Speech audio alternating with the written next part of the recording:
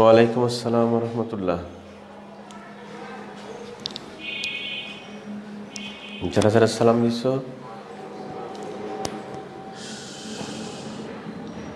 সকলের সালামের উত্তর নিয়ে নিলাম একসাথে। নুরুন্নাহার, আচ্ছা মাহমুদ, ঠিক আছে। হাফিজা, তাসিন, হ্যাঁ, ওয়ালাইকুম আসসালাম রহমতুল্লাহ। আমরা এখন কোন টপিক পড়ার কথা? বায়োলজির বোটানি পার্টটা মোটামুটি একটা নলেজ আমাদের কিন্তু চলে আসছে ইনশাআল্লাহ। এখন আমরা পড়বো হচ্ছে কোন পার্টটা? জুলজি পার্টটা পড়বো। তো সবাই খাতা কলম নাও, আমরা শুরু করি আস্তে আস্তে ইনশাআল্লাহ। জুলজির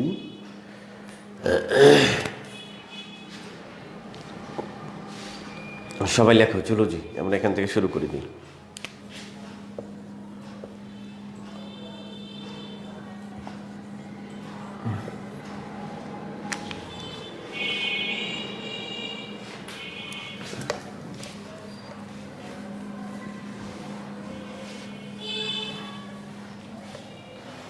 খেয়াল করো, জুলজি জুলজি হচ্ছে বায়োলজির একটা পার্ট। বোটানি যেমন একটা পার্ট, এটা একটা পার্ট। এখানে আমরা অতিরিক্ত দুইটা কথা শুনবো। সেটা হলো, এটা কোথা থেকে আসছে। প্রথমে আমরা কল্পনা করেছি, ইমাজিন করেছি হচ্ছে এই শব্দটা বায়োলজি। এই শব্দটা, এটা একটা ইংরেজি শব্দ। সবাই বলছে এটা ইংরেজি শব্দ। তো ওয়ালাইকুম আসসালাম রহমতুল্লাহ, কী হয়েছে?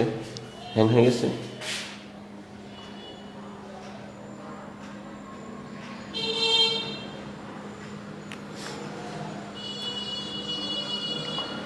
ক্যামেরা আপ ডাউন করতেছে না? ওয়ালাইকুম আসসালাম। শোনো, আমি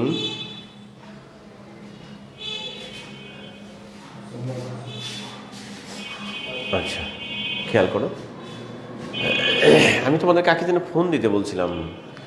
একটা সে ফোন দিল না, কি কোন মেয়েটা কাকে ফোন দিতে বলছে? ফোন দিও তো আমাকে ক্লাসে শেষে।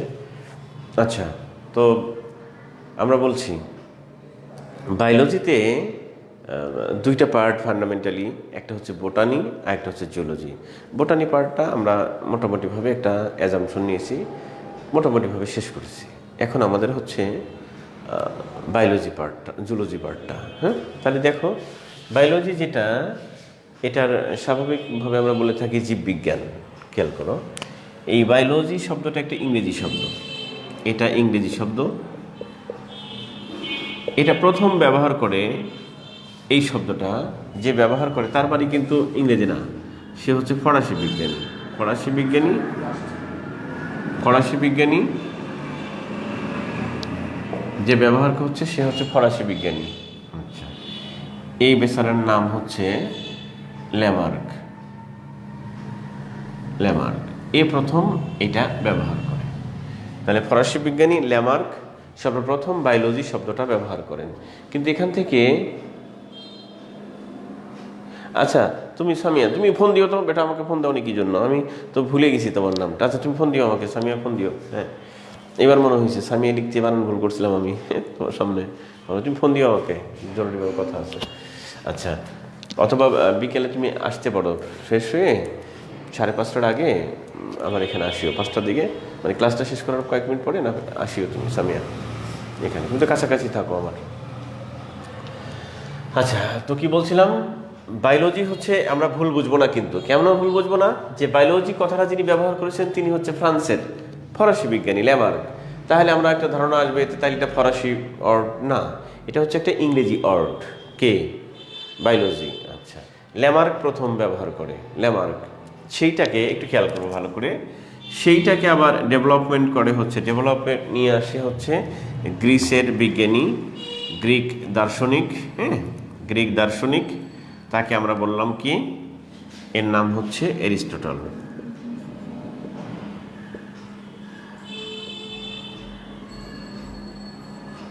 এরিস্টটল। এই এরিস্টটল প্রথম একটা কথা এর মধ্যে নিয়ে আসে। বায়োলজির কথাটা সে ব্যবহার করে ভালোভাবে, মানে প্রথম উল্লেখ করে, আর সেটা ডিসক্রাইব করা, মানে সেটার উপরে কিছু থিসিস করা, কিছু কথাবার্তা বলা, অ্যাজাম্পশন থিওরি আকারে, সেই কাজটা প্রথম করে অ্যারিস্টটল। এই কথাগুলো বলতে গিয়ে অ্যারিস্টটল সেখানে একটা গুরুত্বপূর্ণ কথা তুলে ধরেছে। Thank you. সেখানে একটা গুরুত্বপূর্ণ কথা তুলে ধরেছে। সেই গুরুত্বপূর্ণ কথাটা হচ্ছে, হ্যাঁ দেখো সামিয়া, গুরুত্বপূর্ণ কথাটা হচ্ছে ব্লাড। খুব মনোযোগ দিয়ে শুনবো আমরা, হ্যাঁ। তো সে তার মধ্যে ব্লাড, রক্ত কথাটা উল্লেখ করেছে বায়োলজির মধ্যে, কিন্তু সেটা কোন পার্টের মধ্যে পড়বে, বোটানির মধ্যে পড়বে নাকি সেটা জুলজির মধ্যে পড়বে, সেটা কিন্তু সে ভালোভাবে বলে নাই। কিন্তু সে বলেছে বায়োলজির মধ্যে একটা বিষয় থাকবে হচ্ছে ব্লাড, রক্ত। সেই জন্য পরবর্তীতে আবার বিজ্ঞানীগণ এই রক্ত নিয়ে গবেষণা করে কোথায় কি রক্ত আছে না আছে সেইটার উপর আলাদা করে সে আবার একটা নাম দেয়। এই যে ব্লাড কথাটা অ্যারিস্টটল উল্লেখ করেছিল, হ্যাঁ। পরবর্তীতে ব্লাডের উপর ভিত্তি করে আর একটা বিজ্ঞান আমরা জন্ম দিই, তার নাম হচ্ছে জুলজি। সো বলতে পারি জুলজি হচ্ছে বায়োলজির ব্রাঞ্চ, হ্যাঁ। That is the circle of zoology. তাহলে এখান থেকে আমরা একটা কথা বলতে পারি, দেখো প্লিজ। কথাটা হচ্ছে জুলজি এবং বায়োলজি। বায়োলজি নিয়ে প্রথম কনস্ট্রাক্টেড কথাগুলো বলেন অ্যারিস্টটল। ইভেন জুলজির যে মূল কথাটা সার্কুলেশন অফ ব্লাড, এই কথাটা প্রথম উল্লেখ করেন অ্যারিস্টটল। সেই জন্য অ্যারিস্টটলকে ওভারঅল বায়োলজির ফাদার বলা হয় এবং তাকে জুলজিরও ফাদার বলা হয়। বুঝতেছো আমার কথাগুলো? তাহলে বলো তো, বায়োলজির জনককে, জীববিজ্ঞানের জনককে অ্যারিস্টটল, জুলজির জনককে অ্যারিস্টটল। বাট এইখানেই ক্রস লাইন হয়ে গেছে। এই জায়গায় এসে আমরা কিছুক্ষণ আগে যেটা ক্লাস করেছিলাম সকালবেলায়, এইখানেই গ্রিক দার্শনিক আরেকজন, তার নাম কি, থিওফ্রাস্টাস, সে এসে আবার আরেকটা কথা বলছিল। সেটা হচ্ছে সে বলেছিল এই কথাটা নিয়ে বোটানি, সেই জন্য তাকে বোটানির ফাদার আমরা বলছিলাম, হ্যাঁ মনে আছে না? সকালে আমরা পড়লাম যেটা। তাহলে এই সার্কেলটা আমরা এখান থেকে একটা অ্যাজাম্পশন নিব যে বায়োলজির জনক হচ্ছে কে, অ্যারিস্টটল, জুলজির জনক হচ্ছে কে, অ্যারিস্টটল। এই দুইটা কথা আমরা লিখে নিব। তার আগে প্লিজ দুইটা শব্দের ডিভাইডেশন দেখো। এই শব্দটা কনস্ট্রাক্ট হয়েছে কিভাবে জানো? বায়োস আর হচ্ছে লগোস, এ জীবন, এ বিজ্ঞান। আর জুলজি, জুলজি শব্দটা আসছে হচ্ছে জুন লগোস, হ্যাঁ। আচ্ছা, জুন মানে প্রাণী, লগোস মানে আলোচনা, আলোচনা জ্ঞান, বায়োস মানে জীবন, জুন মানে প্রাণী। দ্যাট ইজ দ্য গ্রিক শব্দ, হ্যাঁ। সেখান থেকে আমরা নিচ্ছি এগুলো, বা ল্যাটিন শব্দ বলা চলে এগুলো। যাই হোক, তো একটু তোমরা লিখে নাও প্লিজ।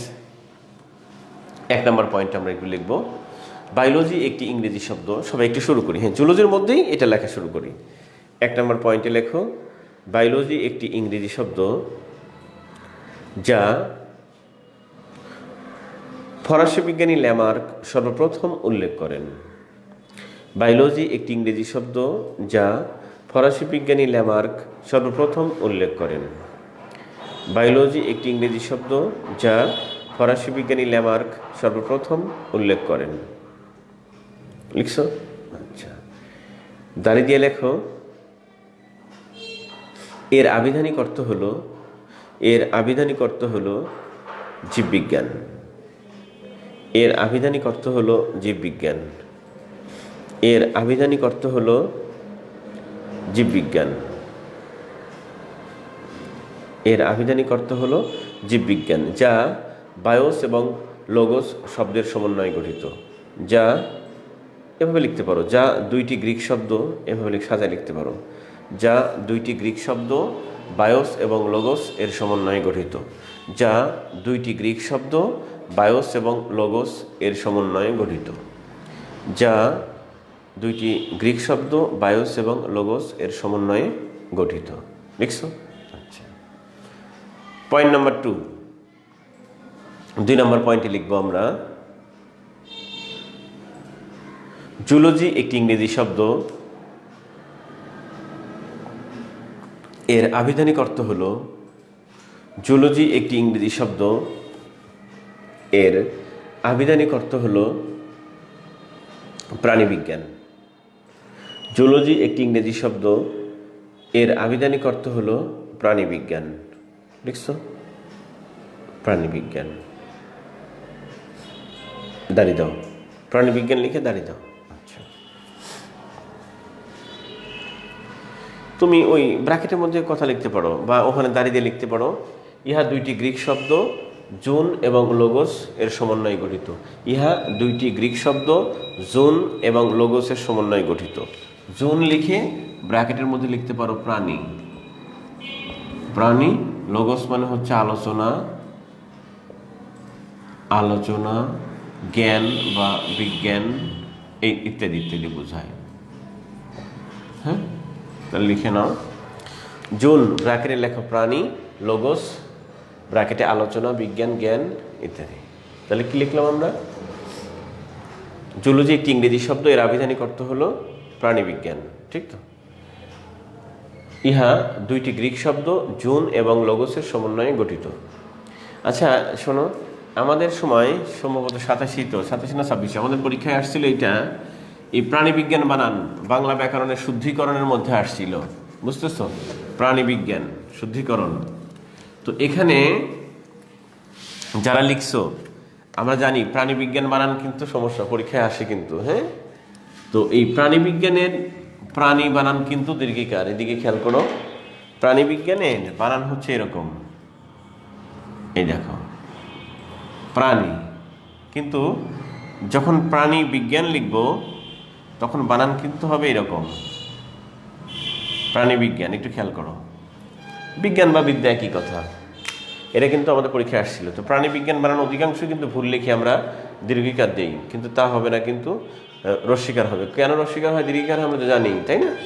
যে ওই নত্যবিধান সত্যবিধানের কিছু ব্যতিক্রম নিয়ম আমরা পড়ে আসছিলাম না ক্লাস 8-এ, যে প্রাণী যখন প্রাণী না বুঝিয়ে অন্য কিছু বুঝাবে তখন প্রাণীর বানানটা অন্য কিছু হয়ে যাবে।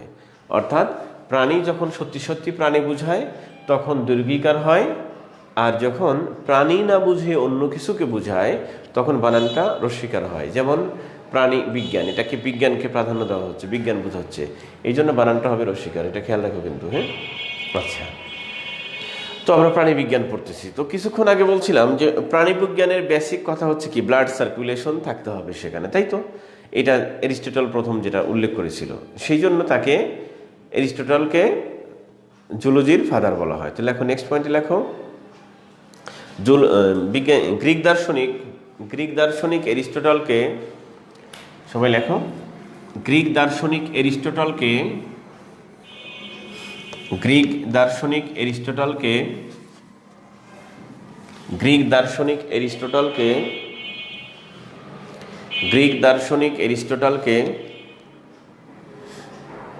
জুলজি বা প্রাণীবিজ্ঞানের জনক বলা হয়। গ্রিক দার্শনিক এরিস্টটলকে জুলজি বা প্রাণীবিজ্ঞানের জনক বলা হয়। লিখছো? গ্রিক দার্শনিক এরিস্টটলকে জুলজি বা প্রাণীবিজ্ঞানের জনক বলা হয়। নেক্সট পয়েন্ট, পরবর্তী পয়েন্টে একইভাবে লেখো, গ্রিক দার্শনিক এরিস্টটলকে, আবার লেখো, গ্রিক দার্শনিক এরিস্টটলকে বায়োলজিরও মানে বায়োলজি বা জীববিজ্ঞানেরও জনক বলা হয়। লেখো, গ্রিক দার্শনিক এরিস্টটলকে বায়োলজি বা জীববিজ্ঞানেরও জনক বলা হয়, বায়োলজি বা জীববিজ্ঞানেরও জনক বলা হয়। গেল।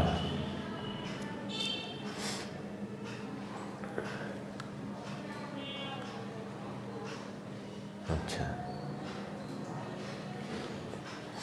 এবার একটু মনোযোগ দিয়ে শোনো। যতগুলো সায়েন্স আছে পৃথিবীতে, হ্যাঁ, সায়েন্সে যে সাবজেক্টগুলো আমরা পড়ালেখা করি, এই সায়েন্সগুলো প্রত্যেকটা সাবজেক্টকে দুইটা ভাগে ভাগ করা যায়। যারা মূল সায়েন্স যেগুলো আর কি, কমপক্ষে দুই ভাগে ভাগ করা যায়। একটা হচ্ছে যেখানে ওই সাবজেক্টের থিওরি, প্রিন্সিপাল এগুলো নিয়ে আলোচনা করা হবে সেটা। আরেকটা হচ্ছে যেখানে ওইগুলোর প্রয়োগ, অ্যাপ্লিকেশন, আউটপুট, ফলাফল নিয়ে আলোচনা করা হবে, সেইটা একটা ব্রাঞ্চ। তাহলে যেখানে মূল প্রিন্সিপালগুলো থাকবে, থিওরিগুলো থাকবে, সেটাকে বলা হচ্ছে তোমার পিওর ব্রাঞ্চ। আর যেটাতে আউটপুট, ফলাফল থাকবে তাকে বলবো আমরা অ্যাপ্লাইড ব্রাঞ্চ। প্রত্যেকটা সাবজেক্টের পিওর হবে, অ্যাপ্লাইড হবে যদি সেটা সায়েন্স হয়ে থাকে।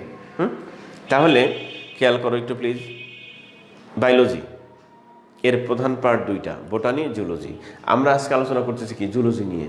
তাহলে অবশ্যই জুলজির দুইটা পার্ট থাকবে, একটা অ্যাপ্লাইড ব্রাঞ্চ, একটা পিওর ব্রাঞ্চ। বোটানির দুইটা পার্ট থাকবে, একটা অ্যাপ্লাইড, একটা পিওর।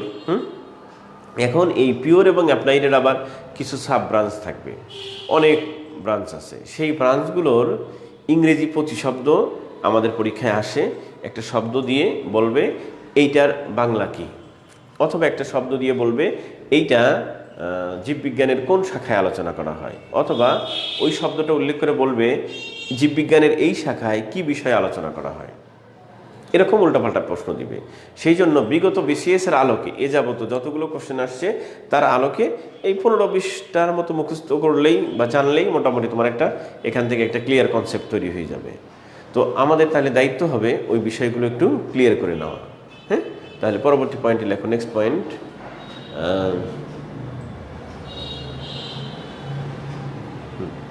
আচ্ছা রাখি। হ্যাঁ, ওয়ালাইকুম আসসালাম ভাই।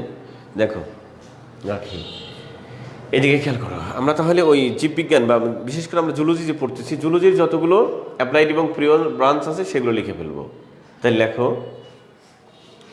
জুলজি বা প্রাণীবিজ্ঞানের, সবাই লেখো পরবর্তী পয়েন্ট, জুলজি বা প্রাণীবিজ্ঞানের গুরুত্বপূর্ণ শাখাগুলো হলো, সবাই লেখো,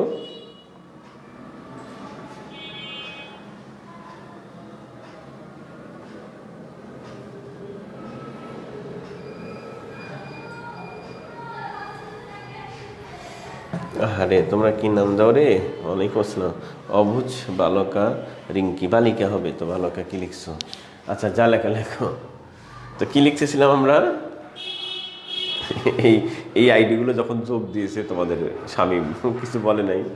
ঠিক, অবুঝ বালিকা, বুঝ বালিকা, হ্যাঁ হ্যাঁ, অবুঝ বালক, হ্যাঁ দুরন্ত বালক, এই সমস্ত আইডি হয়। তোমরা আইডিগুলো চেঞ্জ করবা বোকা।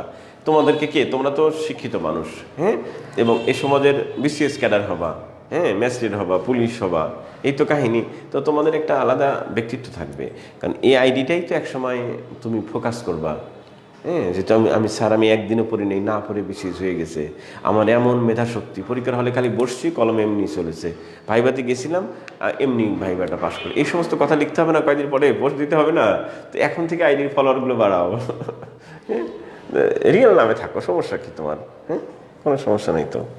আচ্ছা দেখো, যাই হোক, তাহলে আমরা বলছিলাম জুলজি বা প্রাণীবিজ্ঞানের গুরুত্বপূর্ণ শাখাগুলো হলো, কোলন দাও বা হাইপেন দাও, দিয়ে আমরা নিচে লিখতে থাকি, সিরিয়াল লিখতে থাকি। হ্যাঁ দেখো ভাই, পরপর লিখতে থাকো।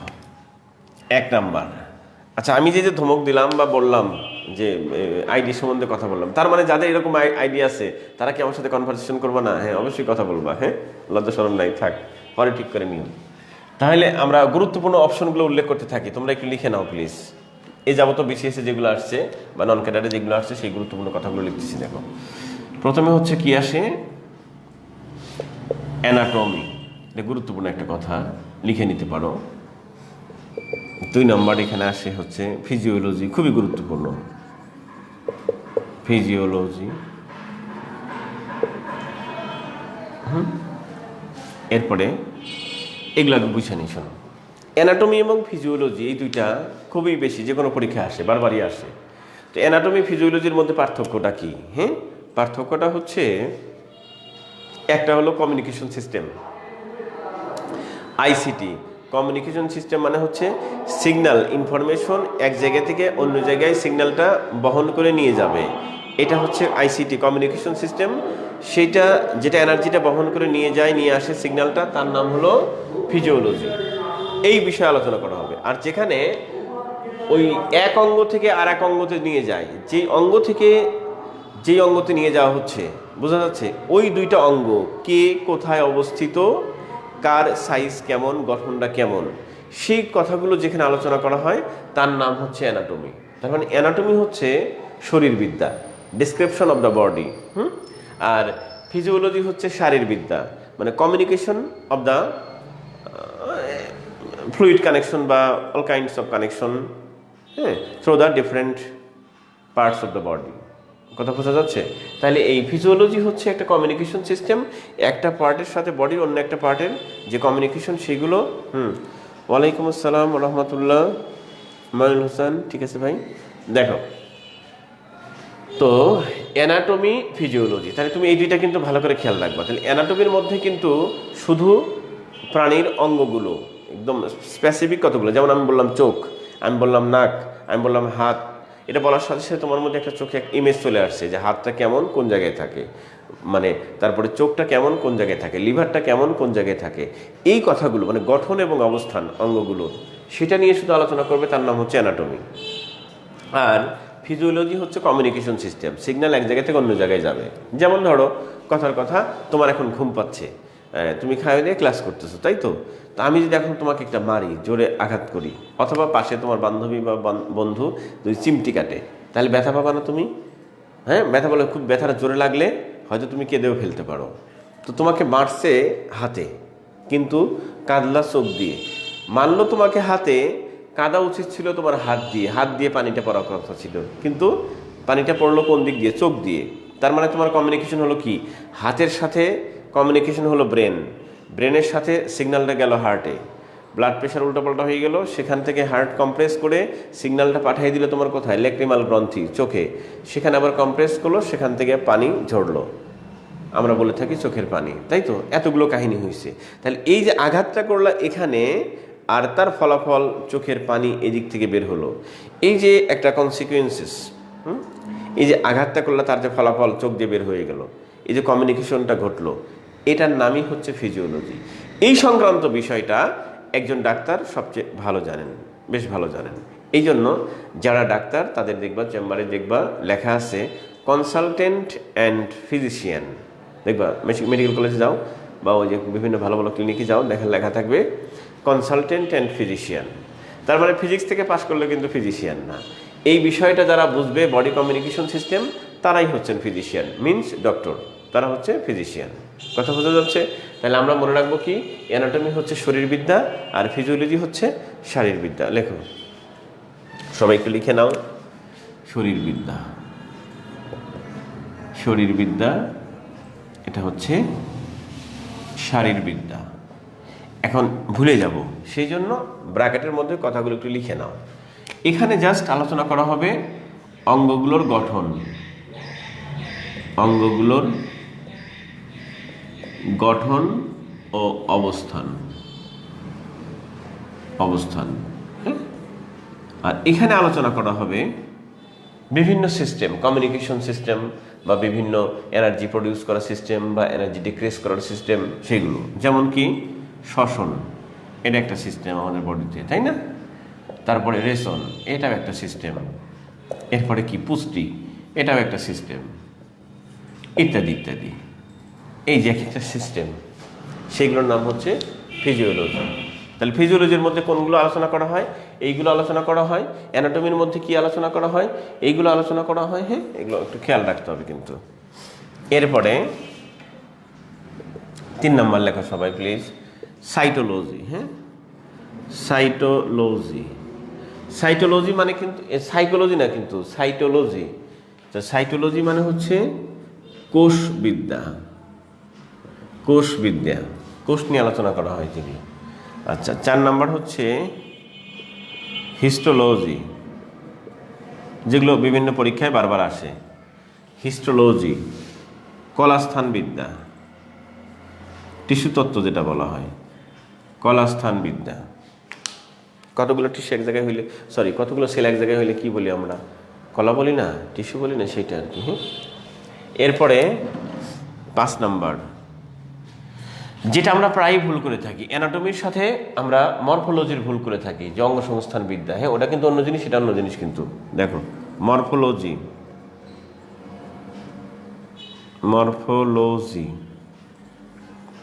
দেখো অঙ্গসংস্থান বিদ্যা, অঙ্গ সংস্থান বিদ্যা। হ্যাঁ, বা ব্যবচ্ছেদ বিদ্যা বলা যেতে পারে এটা। আচ্ছা, 6 নম্বর কি আছে? কমন কমন যে কথাগুলো আর কি। হ্যাঁ, ইকোলজি, ইকোলজি, এই যে আমরা বলতাম খাই খাই বিদ্যা, মানে খাদ্য শৃঙ্খল পড়ছো না? বাস্তু সংস্থান, কে খাবে, কাকে খাবে, কিভাবে চক্রটা চলবে আর কি। হ্যাঁ, সেইটা। তাহলে ইকোলজি, বাস্তু সংস্থান, পরীক্ষা আসছে কিন্তু এটা সরাসরি বিসিএস আসছে, বাস্তব সংস্থান বিদ্যা। এরপরে 7 নম্বর এমব্রায়োলজি, এটাও পরীক্ষা আসছে।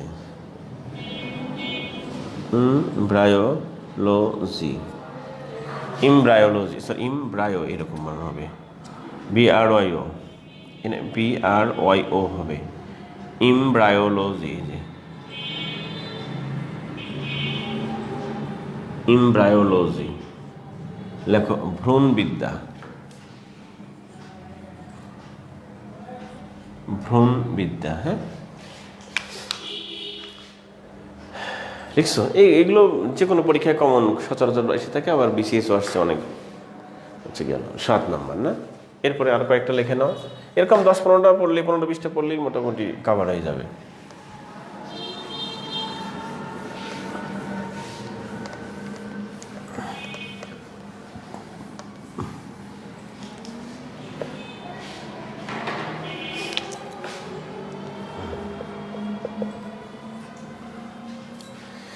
আমি ক্লাসের পরে একটু কথা আছে তোমার সাথে বসে। আচ্ছা 8 নম্বর খেয়াল করো, একদম সহজ কিন্তু পরীক্ষা যেহেতু আসছে তাই আমরা একটু লিখে রাখলাম। হ্যাঁ, মাইক্রোবায়োলজি লেখো, সরি কি লিখতেছি, মাইক্রোবায়োলজি, তাই না? অণুজীববিদ্যা, যেহেতু সালে কোশ্চেন তাই লিখে দিলাম আমরা, অণুজীববিদ্যা। আচ্ছা, মাইক্রোস্কোপিক্যাল বিষয়টি সে আছে এখানে। এরপরে 9 নাম্বার দেখো, জেনেটিক্স, কমন অনেকবার আসছে, এটা অনেকবার আসছে। হ্যাঁ, জেনেটিক্স, জেনেটিক্স বংশগতিবিদ্যা, বংশগতিবিদ্যা, পরস্পর যে চেইনটা, হ্যাঁ সেইটা। এরপরে 10 নম্বর হচ্ছে ইভ্যালুয়েশন, ইভ্যালুয়েশন লেখো, বিবর্তনবিদ্যা, বিবর্তনবিদ্যা। যা কিছু লিখলাম তার মধ্যে সবচেয়ে স্মরণকালের বেশি আসছে এই দুইটা একসাথে। 37তম বিসিএস মানে এটা আবার আসছে, 37 রিপিট করতে 2বার আসছে মনে হয়, 37 তারপরে মনে হয় 36 নাকি, রিসেন্টলি পরপর 2বার আসছে এটা। আচ্ছা গেল। এরপরে আমাদের আর কি আছে,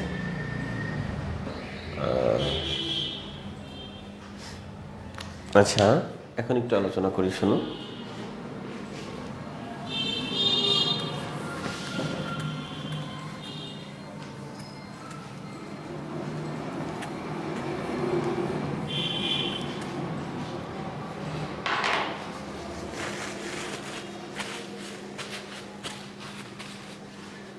অ্যাপ্লাইড সায়েন্স আর পিওর সায়েন্স আমরা বললাম কিছুক্ষণ আগে।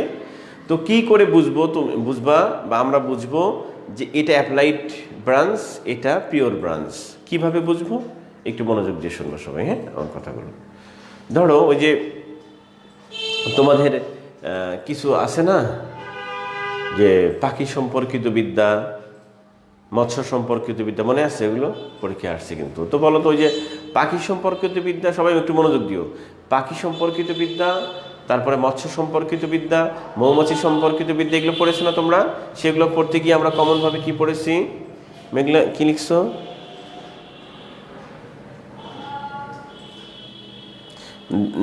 ঝাপসা দেখা যাচ্ছে মাঝে মাঝে, ওইটা হয়তো বা নেটের কারণে এরকম হতে পারে। তারপরে ওই ক্যামেরাটা ফোকাস করতেছে বেশি, বুঝলাম, এই জন্য এরকম হতে পারে। তাহলে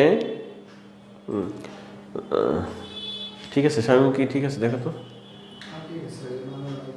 আচ্ছা, মাঝে মাঝে একটু এরকম করতেছে, হ্যাঁ ফোকাস করে। তোমরা যদি খুব বেশি ডিস্টার্ব হয় তো কি করবা, রিকানেক্ট করে ফেলবা, আবার নতুন করে আবার ইন করবা। হ্যাঁ, আমার এখানে তো নেট ভালোই থাকার কথা, তো ক্যামেরায় একটু ফোকাস প্রবলেম আছে আর কি। হ্যাঁ,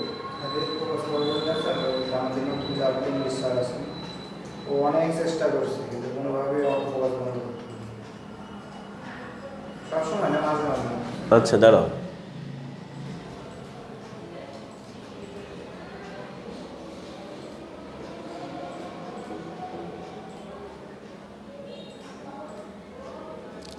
তামান্না ইয়াসমিন দাঁড়াও,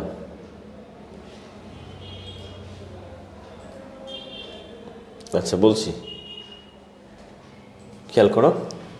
এই যে উপরেরটা হচ্ছে মাইক্রোবায়োলজি, একটু খেয়াল করে নাও। লাস্ট তিনটা কি বলছে যে মাইক্রোবায়োলজি একদম সহজ জিনিস। হ্যাঁ, মাইক্রোবায়োলজি মানে কি, একদম ক্ষুদ্র বায়োলজি আর কি।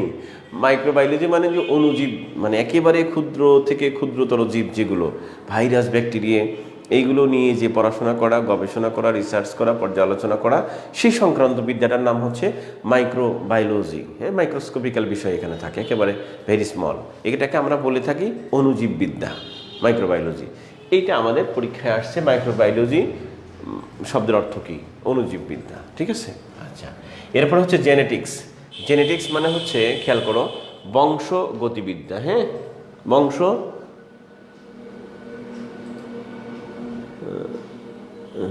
স্যার আগের ক্লাসগুলো কই? আগের ক্লাসগুলো তো আছে, তুমি পাও নাই? না পাইলে তুমি আমার কাছে দেখা করে যাও। শামীম, আগের ক্লাসগুলো কই? তুমি কি বিয়ে শাদী করলা? তুমি বিয়ে শাদী করলে তোমার শ্বশুর বাড়িতে গেছে, না হলে আমাদের এখানে আছে। তুমি আসিও, আসলে আমি তোমাকে দিয়ে দিব মিষ্টির বাক্স সহ, আগের ক্লাস সব দিয়ে দিব। তুমি আসো, হ্যাঁ তুমি আসো, আমার কাছে আসো, আমার বাসায় আসো, আগের ক্লাসগুলো দিয়ে দিব সব, একদম ভিডিও সিডি করা আছে, যা লাগবে সব দিয়ে দেওয়া হবে। তুমি আসো, যার যার লাগবে সে আসো আমার বাসায়। হ্যাঁ, আর সাথে একটু পিঠে বস্তা বেঁধে নিয়ে আসবা, মাইটে সহ্য করার মতো ক্ষমতা যেন থাকে। এখন থেকে যে ক্লাসগুলো হচ্ছে সেগুলো সুন্দর করে করো, ঠিক আছে? হ্যাঁ, আগের ক্লাস সবে আছে। এদিকে থাকো। তো এই যে যারা প্রশ্ন করতেছে, দেখো এখন ক্লাসে যারা উপস্থিত আছে, এটা তুমি রেকর্ড দেখবা আর সরাসরি দেখবা, পার্থক্য আছে না? এই যে তুমি প্রশ্ন করতে পারতেছো আমাকে, আর মানুষের মনে এমন একটা জিনিস জানো, তুমি যখনই আমার সাথে সাথে ক্লাস করতেছো, তোমার মনের মধ্যে 90% আগেই তুমি গেঁথে নিছো আমি স্যারের সাথে আছি, অটোমেটিক বুঝতেছো কিন্তু অনেক কিছু। আর যখনই রেকর্ড দেখবা, তখন মনের মধ্যে প্রথমেই একটা ডিসকানেকশন কাজ করবে, দূর এর তো রেকর্ড, ঠিক না? এই জন্য এভাবে দেখো। তো মাইক্রোবায়োলজি মানে অণুজীববিদ্যা। দেখো ভাই, পরে কথা বলছি। জেনেটিক্স মানে হচ্ছে বংশগতিবিদ্যা। হ্যাঁ, এই যে কিছুক্ষণ আগে সকালবেলায় আমি যে ক্লাসের সময় যেটা দেখালাম আর কি, জেনেটিক্স, সেটা। তো জেনেটিক্স মানে হচ্ছে বংশগতিবিদ্যা, ক্রোমোজোমের বিষয় টিষয় নিয়ে আলোচনা করা হবে। পরস্পরের একটা বংশের মধ্যে চেইন থাকবে, একই ধরনের বিহেভিয়ার থাকবে, সব কিছু মিল থাকবে, সেটা আর কি। আর ইভলিউশন হচ্ছে বিবর্তনবিদ্যা। এই বিবর্তনবিদ্যাটা কাকে বলা হয় আমরা একটু পরে আলোচনা করতেছি, আগে লিখে নাও, আমি পরে বোঝাচ্ছি। ইভলিউশন। এরপরে আমরা বলতেছিলাম যে এইরকম কিছু শব্দ আসে, দেখো তোমরা প্রায়ই ব্যবহার করো না ভাই। এভি, এভি মানে কি, মৌমাছি নাকি পাখি নাকি জানি বলো তোমরা। হ্যাঁ, এভি কালচার, দেখো না এরকম কথা তোমরা বলো না সবাই? এভি কালচার, এপি কালচার, হ্যাঁ, তারপরে বলো সেরিকালচার, এই কথাগুলো তোমরা প্রায়ই কিন্তু ব্যবহার করো। তারপরে ব্যবহার করো পিসি কালচার, হ্যাঁ, এই কথাগুলো তোমরা প্রায়ই ব্যবহার করো। এখন আমার প্রশ্ন হচ্ছে, এইগুলো মানে কি? এভিকালচার আমি তোমাকে যদি জিজ্ঞেস করি, তুমি বলবা কি? বলবা এভি মানে কি, পাখি। তাহলে বলো তো পাখি সংক্রান্ত বিদ্যা কি, পাখি সম্পর্কিত বিদ্যা কি, মৌমাছি সংক্রান্ত বিদ্যা কি, মৌমাছি সম্পর্কিত বিদ্যা কি, মৎস্য সম্পর্কিত বিদ্যা কি? এই ধরনের প্রশ্ন কিন্তু আমি করতে পারি, পরীক্ষায় করতে পারেন। তখন তুমি কি আনসার দিবা? কথা বুঝতেছো? তাহলে এখানে আমি তো, সবাই একটু মনোযোগ দিও কিন্তু। আমরা যে ভুলটা করি বই পুস্তক পড়তে গিয়ে, কারণ ক্লাস করি না, মুখস্থ বিদ্যা যা হয় তোতা পাখির মতো, আমাদের মাথায় রাখতে হবে। আমি শুরুতে ক্লাসে বললাম অ্যাপ্লাইড ব্রাঞ্চ থাকবে, পিওর ব্রাঞ্চ থাকবে।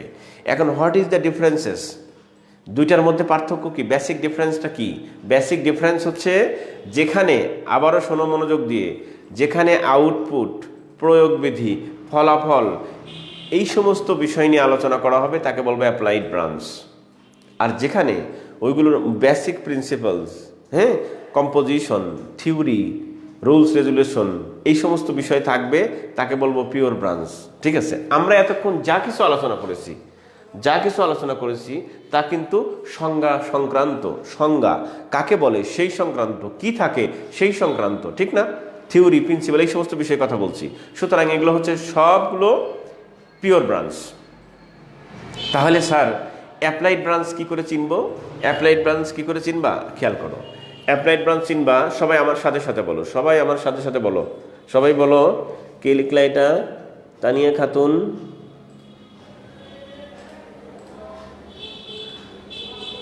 বিস্তারিত বললে ভালো হয় স্যার। তুমি তানিয়া না, আমাদের তানিয়া না তুমি? তোকে মাইনে মাথা ফাটাবো। তুই বাসায় আসিস না, এখানে এসে শিখে যাবি। তানিয়া তো তুমি আমাদের তানিয়া, সবাই তো আমাদেরই, কিন্তু তানিয়া তো আমাদের ব্যাচের তানিয়া, প্রাইভেট ব্যাচের তানিয়া। শোনো, তুমি পরে শিখে নিও, আমি তো বলছি এখানে, শুনে নাও আগে। তো খেয়াল করো, তাহলে অ্যাপ্লাইড এবং পিওরের মধ্যে পার্থক্যটা কি? অ্যাপ্লাইড হচ্ছে সাধারণত, প্লিজ মূল কথাটা শোনো, অ্যাপ্লাইড পিওর হচ্ছে সাধারণত জুলজি যদি হয় শেষে লজি থাকবে, লজি এই কথা থাকলে বুঝবা তুমি পিওর ব্রাঞ্চ, পিওর ব্রাঞ্চ সাধারণত। আর যদি অ্যাপ্লাইড ব্রাঞ্চ হয় তাহলে ওই শব্দের শেষে থাকবে কালচার, কালচার, তখন আমি বুঝবো এটা অ্যাপ্লাইড ব্রাঞ্চ, অ্যাপ্লাইড ব্রাঞ্চ। কথা বুঝতেছো? এখন একটু খেয়াল করো, অ্যাপ্লাইড ব্রাঞ্চে ফলাফল নিয়ে আলোচনা করা হবে, চাষাবাদের পদ্ধতি, পালনের পদ্ধতি, হ্যাঁ ফলাফলের পদ্ধতি, সেগুলো নিয়ে। আর পিওর ব্রাঞ্চে হচ্ছে সেগুলো কেমন, কি আছে, কিভাবে তৈরি, সূত্রটা কি, এই সমস্ত বিষয়।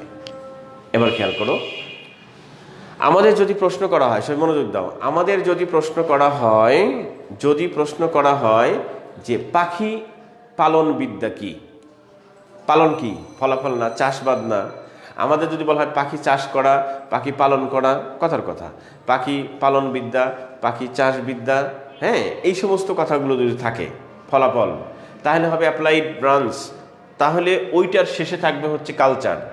আর যদি বলা হয় পাখি, খুব গুরুত্বপূর্ণ কথা বলছি কিন্তু, যদি বলা হয় পাখি সম্পর্কিত বিদ্যা, তাহলে কিন্তু সেটা অ্যাপ্লাইড ব্রাঞ্চ না, তাহলে ওখানে কালচার থাকবে না। সব মনোযোগ দিয়ে শুনবা। তাহলে কালচার কোথায় থাকবে?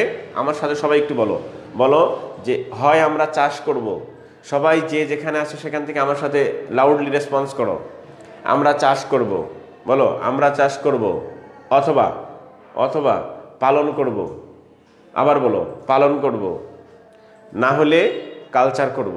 হ্যাঁ, আবার বলো আমার সাথে, আমরা চাষ করব, না হলে পালন করব, না হলে কালচার করব। আবার বলি, কি করব? চাষ করব, অথবা পালন করব, অথবা কালচার করব। ইংরেজিতে যদি আমাদের ওই শব্দটা দেওয়া থাকে, সেখানে যদি দেওয়া থাকে কালচার, তাহলে আমরা খুঁজবো পালন আর চাষ কোথায় লেখা আছে। বাংলা যদি কোশ্চেন হয়, কোশ্চেনে যদি লেখা থাকে পালন এবং চাষ, অবভিয়াসলি আনসারটার ইংরেজির মধ্যে থাকবে হবে কালচার। তাহলে বাংলা প্রশ্নে যদি থাকে মাছ, মৎস্য পালন, মৎস্য চাষ, মুরগি পালন, মুরগি চাষ, কথা বোঝা যাচ্ছে, তারপরে হচ্ছে রেশম পালন, রেশম চাষ, কথার কথা, পাখি পালন, পাখি চাষ, এই আনসারগুলো দিতে গেলে অবভিয়াসলি আমরা কালচার খুঁজবো। আর যদি থাকে সম্পর্কিত বিদ্যা, তাহলে আমরা কালচার খুঁজবো না, লজি খুঁজবো। ফর এক্সাম্পল, আমরা বললাম যে মৎস্য সম্পর্কিত বিদ্যা, পাখি সম্পর্কিত বিদ্যা, তাহলে কি বলবা? পাখি সম্পর্কিত বিদ্যা কিন্তু এভি কালচার হবে না। লাউডলি শুনে রাখো, পাখি সম্পর্কিত বিদ্যা এভি কালচার হবে না। অবশ্যই এমন একটা শব্দ হবে যেই শব্দের শেষে গিয়ে লজি আছে, যেই শব্দের শেষে গিয়ে লজি আছে। আর যদি আমি বলি পাখি পালন বিদ্যা, তাহলে অবশ্যই এমন একটা শব্দ হবে যার শেষে গিয়ে কালচার আছে। তাহলে পাখি পালন বিদ্যা, মনোযোগ দিয়ে শুনবা কিন্তু, পাখি, হ্যাঁ তানিয়া খেয়াল করিও, পাখি পালন বিদ্যা যদি বলি তাহলে অবশ্যই আমরা বলবো এভি কালচার। বুঝতেছো? মানে পাখি পালন বা চাষ। যদি প্রশ্ন করে পাখি সম্পর্কিত বিদ্যা, তাহলে অবশ্যই সেটা কালচার হবে না, এমন একটা আনসার খুঁজতে হবে যার শব্দের সাথে লজি আছে। তাহলে কমন সেন্স আনসারটা হইতেই পারে এভিওলজি, কিন্তু এভিওলজি নামে কোনো শব্দ ডিকশনারিতে নাই। বুঝতেছো? এই জন্য ওটা একটু ব্যতিক্রম, ওটা একটা কঠিন ওয়ার্ড, মনে রাখতে হবে। অর্নিথোলজি, অর্নিথোলজি এটা হচ্ছে পাখি সম্পর্কিত বিদ্যা। লেখো নেক্সট পয়েন্টে, লেখো প্লিজ, এখানে লেখো অর্নিথোলজি, অর্নিথোলজি, অর্নিথোলজি লেখো, পাখি সম্পর্কিত বিদ্যা। খুবই গুরুত্বপূর্ণ একটা কথা বলছি, তা নিয়ে লিখে নাও। অর্নিথোলজি, সবাই লিখে নাও, অর্নিথোলজি পাখি সম্পর্কিত বিদ্যা, পাখি সম্পর্কিত বিদ্যা, অর্নিথোলজি পাখি সম্পর্কিত বিদ্যা। লিখছো? এইরকম আরো কয়েকটা আছে, পিসিকালচার। হ্যাঁ, পিসিকালচার মানে কি? মৎস্য পালন, মৎস্য চাষ বিদ্যা। কিন্তু যদি বলি মৎস্য সম্পর্কিত বিদ্যা, খুবই গুরুত্বপূর্ণ, তাহলে কিন্তু অবশ্যই আমরা আনসার দিব না পিসিওলজি, কারণ পিসিওলজি নামে কোনো শব্দ ডিকশনারিতে নাই। তাহলে কি হবে ওটা? ওটা হবে কি হবে বলো? ইকথিওলজি। ইকথিওলজি। তাহলে সবাই লেখো পরের শব্দটা ইকথিওলজি। 12 নম্বর।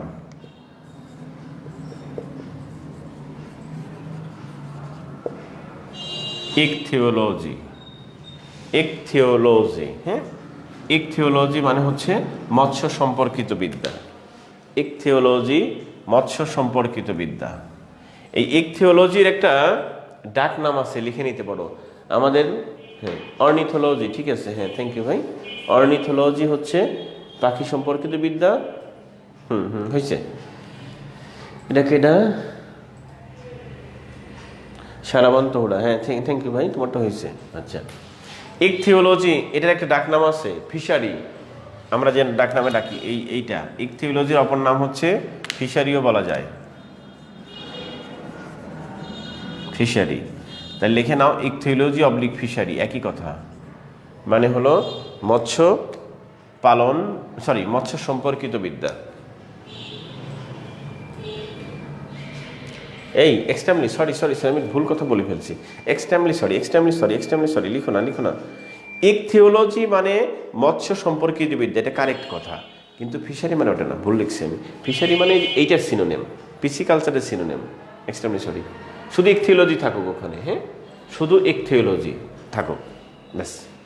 এবার আমরা তাহলে মোটামুটি আমরা ধরে নিলাম পিওর ব্রাঞ্চ প্রায় শেষ। এখন আমরা অ্যাপ্লাইড ব্রাঞ্চগুলো পড়বো পরপর। তো অ্যাপ্লাইড ব্রাঞ্চের জন্য আলাদা টপিক করার দরকার নাই, হ্যাঁ, তোমরা এখানেই পরপর নিচে লেখে রাখো। 13 নম্বর লেখো।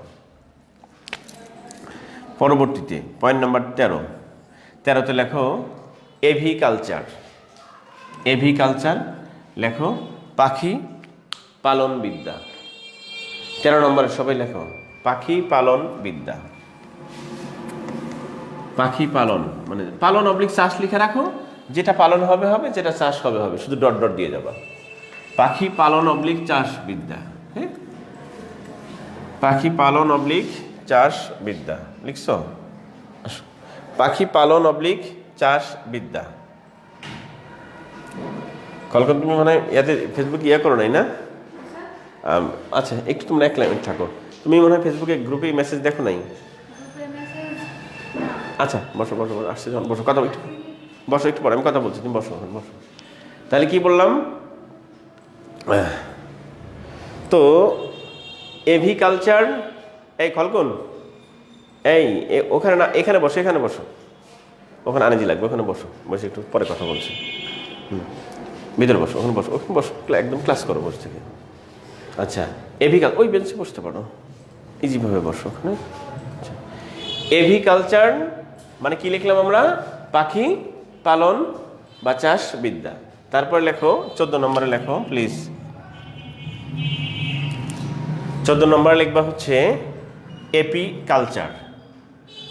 এপিকালচার, হ্যাঁ, এটা হলো মৌমাছি পালন অবলিক চাষ বিদ্যা, ডট ডট দিয়ে যাও।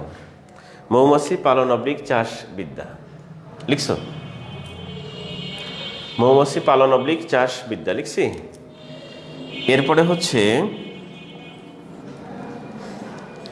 তোর মোবাইলে নেট আছে? ও আচ্ছা, শোনো, তাহলে এপিকালচার মানে কি? মৌমাছি পালন চাষ। এরপর এটা লেখো 15 নম্বর সেরিকালচার। সেরিকালচার, সেরি মানে কি? রাজশাহী না, রেশম। লেখো রেশম চাষ পালন, যা লেখো সব ডট ডট। আচ্ছা, এরপরে ওই যেটা লিখতে নিয়ে মিস্টেক হয়ে গেছিল, হ্যাঁ, 16 নম্বরে লেখো হচ্ছে পিসিকালচার। পিসিকালচার, এই পিসিকালচারের একটা ডাক নাম লিখতে পারো ফিশারি, হ্যাঁ, পিসিকালচার লিখে একটা ডাক নাম লেখো ফিশারি। ফিশারি এটা হলো তোমার ডাক নাম হচ্ছে ফিশারি। এখানে লিখে নাও তুমি মৎস্য পালন অবলিক চাষ, যা আছে আর কি, ডট ডট দিয়ে যাও। তাহলে মোটামুটি এগুলো হচ্ছে ইম্পর্টেন্ট কথা, হ্যাঁ, অ্যাপ্লাইড ব্রাঞ্চের মধ্যে। আরও কিছু আছে ইম্পর্টেন্ট, যেগুলো লিখতে পারো। 16টা গেল না? আর 1-2টা লেখো, তাহলেই কাভার হয়ে যাবে ইনশাল্লাহ।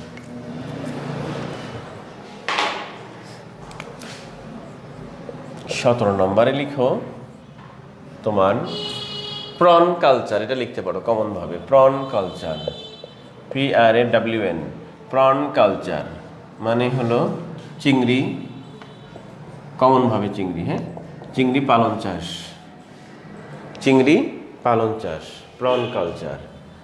আরেকটা পড়ি আমরা, তারপরে হচ্ছে 18 নম্বরটা দেখো, এটা হলো ওই যে পার্ল কালচার, হ্যাঁ, পার্ল কালচার মানে কি, আমরা বলে থাকি না, ভুল কথা বলি, মুক্তা চাষ। আসলে কি মুক্তা চাষ করে? ধান চাষ দেখছো, ধান বুনলে বা লাগাইলে ধান হয়, গম বুনলে বা গম লাগাইলে গম হলো, ঠিক আছে, আখ লাগাইলে আখ হলো, চাষ করলাম, ঠিক তো? তাহলে মুক্তা চাষ করতে গেলে কি, মুক্তা ছিটিয়ে দিবা আর মুক্ত হবে। মাছ চাষ করতে গেলে কি হয়, মাছ চাষ করতে গেলে মাছের পোনা অথবা মাছ ছেড়ে দিলে বড় মাছ হয়ে যায়, তাই তো? তাহলে মুক্তা চাষ করতে গেলে কি করতে হবে, ছোট ছোট মুক্তা ছেড়ে দিতে হবে, বড় মুক্ত হয়ে যাবে, তাহলে তো মুক্তা চাষ হওয়ার কথা। তাহলে এটা ভুল কথা, আসলে মুক্তা চাষ করা হয় না, চাষ করা হয় ঝিনুক। ঝিনুক চাষ করলে সেখান থেকে মুক্তা জন্ম নেয়। আমার কথা কি বুঝতে পারতেছ? ঝিনুকের মধ্যে মুক্তা হয়, তাহলে এটার প্রপার অর্থটা হবে হচ্ছে ঝিনুক চাষ। কিন্তু আসলে মুক্তা যেহেতু হয়, তাই আমরা একটা প্রচলিত শব্দ বলতে পারি মুক্তা চাষ, কিন্তু রিয়েল অর্থটা হবে হচ্ছে ঝিনুক চাষ। তো সবাই একটু লিখে নাও, এটা হচ্ছে এরকম পার্ল কালচার, পার্ল কালচার, এটা লিখে নাও। মুক্তা চাষ বলি আমরা প্রচলিত, মুক্তা চাষ অবলিক ঝিনুক চাষ, ঝিনুক চাষ, হ্যাঁ, পার্ল কালচার, মুক্তা চাষ, ঝিনুক চাষ লিখছো? মোটামুটি এই 18-19টাই হচ্ছে গুরুত্বপূর্ণ কথা। এই কয়টা মনে রাখলে বাকিগুলো তুমি এমনি পারবা। হ্যাঁ হ্যাঁ, তার না ইয়াসমিন কি লিখছো রে স্যার? দেখা যায় না, আমি তো দেখতে পাচ্ছি। শোনো, তোমার নেটে সম্ভবত প্রবলেম কিনা একটু দেখো না। আমি অবশ্য এই ক্যামেরায় ক্লাস নিচ্ছি শামীমের এখানে, কিন্তু আমি তোমাদের সাথে আমিও আছি, আমিও গ্রুপে দেখে ক্লাসটা দেখতে পাচ্ছি। পাশে আমার মোবাইল রাখছি, মাঝে মাঝে এদিকে তাকাচ্ছি না, ওখানে আমার মোবাইল রাখছি, তোমাদের কমেন্টগুলো আমি ওখানে দেখতে পাচ্ছি, লেখা তো দেখা যাচ্ছে। তুমি একটা কাজ করো তো ভাই, তারা ইয়াসমিন তুমি একটু রিকানেক্ট করো তো ভাই, আবার একটু ফ্লাইট। ওয়ালাইকুম আসসালাম তাসমিয়া, কি রে তোমাদের সবার কি মিসগাইড হচ্ছে? যাও তো, যাও তো, যাও যাও, বসো তো, মিসগাইড হয়ে গেছে মনে নাকি? হ্যাঁ দেখা যাচ্ছে, এই যে অ্যানি তো দেখতে পাচ্ছে। তুমি একটু আমাদের গ্রুপে ঢোকো তো, 8 নম্বর গ্রুপে ঢোকো তো, ঘুরে ঢুকে দেখো তো মেসেজ টেসেজ আছে না কোনো কিছু, দুইজন দেখো তো। আচ্ছা, তাহলে মোটামুটি এই কয়টা জিনিস তুমি যদি কাভার করে থাকো, পড়াশোনা করে থাকো, তাহলে ইনশাল্লাহ। হ্যাঁ দেখো, উপরের দিকে যাও, একটু স্ক্রল করো তো, তাহলে আমাদের কি হবে, এদিকে খেয়াল করো। আরে অল ক্লিয়ার স্যার, হ্যাঁ, অবুঝ বালিকা রিঙ্কি, থ্যাংক ইউ। তুমি ছেলে না মেয়ে আল্লাহ জানে, তো আমার মনে হচ্ছে তুমি ছেলে। আচ্ছা যাই হোক, আচ্ছা এই তোমরা পেয়েছো, পাইছো? শোনো, আমাদের একটা ব্যাচ আছে তো এখন প্রাইভেটের, ওই ওরা সব ভুলে চলে আসছে, দেখে নাই। এই সবগুলো হচ্ছে এখন ডিজিটাল যুক্ত, কোন মেসেজ কখন দেখে না দেখে, কি দেখা যাচ্ছে, দেখছো? হ্যাঁ হ্যাঁ, ওই জন্য লাইক দিয়ে নিশ্চিত করছে। থাকো, আসছো কিছুক্ষণ বসে থাকো, শোনো তো, এদিকে খেয়াল করো। আর যদি পারো, পরে একটা ব্যাচ আছে ওদের, অবশ্য জিওগ্রাফি ক্লাস হবে, থাকো তোমরা এখানে, পরে যাও। তো দেখো, প্রন কালচার চিংড়ি চাষ, লাস্ট অন 18 নম্বর লিখলাম কি, পার্ল কালচার, মুক্তা বা ঝিনুক চাষ। সবাই একটু খেয়াল করো প্লিজ। এইটা থেকে প্লিজ লিসেন টু মি, এই মুক্তা চাষ থেকে আমাদের প্রিভিয়াস বিসিএসে 5 কোশ্চেন্স হয়েছে, 5টা কোশ্চেন হয়েছে। কোন কোন রেসপেক্ট একটু দেখে নাও প্লিজ। কোশ্চেনগুলো হচ্ছে, এক্সিট করবো কেন, এক্সিট, আরে খালি ফোন আসছে রে। আচ্ছা, ফোন দিতে থাকুক, আমরা এদিকে তোমাদের সাথে থাকি, ওরা যা করে করুক। দেখো শামীম, ঠিক আছে না? দেখো তোমার এটা হ্যাং হয়ে গেলাম কেন? সবাই দিকে খেয়াল করো, সবাই শোনো, আসছে তো ক্লাসে শুনতে থাকো। পার্ল কালচার, মুক্তা চাষ, মুক্তা একটু খেয়াল করো। এই মেয়েরা কিসের মালা পছন্দ করো তোমরা? আমার ফোন আসে রে, আমি কি গুরুত্বপূর্ণ পার্সন হয়ে গেলাম? আমার কপালটা এমনই, যখনই ক্লাসে ঢুকি তখনই সবাই ফোন দেয়, জানো? সবাই জানে না তো, অন্য সময় ফোন দিবে না, এটা তো জানে ঠিকই যে এখন ডিস্টার্ব করার সময়। হ্যাঁ, আগে কোনো ফোন আসবে না। আরে আচ্ছা থাক, এভাবে কিছু যতক্ষণ ইচ্ছে ফোন দিয়ে দেয়। কোন কোন পাবলিক ফোন দিচ্ছে দিক, পরিচিত লোক, এখন কিছু বলতেও পারতেছি না। এখন ফোন ধরলে তো ছাড়বে না, অনেকক্ষণ কথা বলবে, আমার তো আবার সময় নেই তোমাদের সাথে কথা বলতে। দেখো আমরা ক্লাস করি, এমনি লম্বা লম্বা ক্লাস।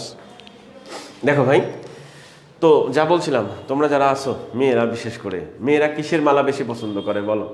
কিসের মালা পছন্দ করে? আমাদের সামনে মেয়েরা আছে, বন্ধুরা, কিসের মালা পছন্দ করো তোমরা? মুক্তার মালা। হ্যাঁ, যাই হোক, সবাই কিন্তু মুক্তার মালা পছন্দ করে, তাই না? কিন্তু তুমি জানো তোমার যেটা পছন্দ, রিয়েল হিস্টোরি, হ্যাঁ, ন্যাচারাল রুলস, তুমি যাকে পছন্দ করেছো সে কিন্তু কারো না কারো কলিজার জিনিস। যে ছেলেকে বা যে মেয়েকে পছন্দ করেছো সে তার বাবা মার কলিজার টুকরা, তুমি তাকে ভাগায় নিয়ে যেতে চাইতেছো।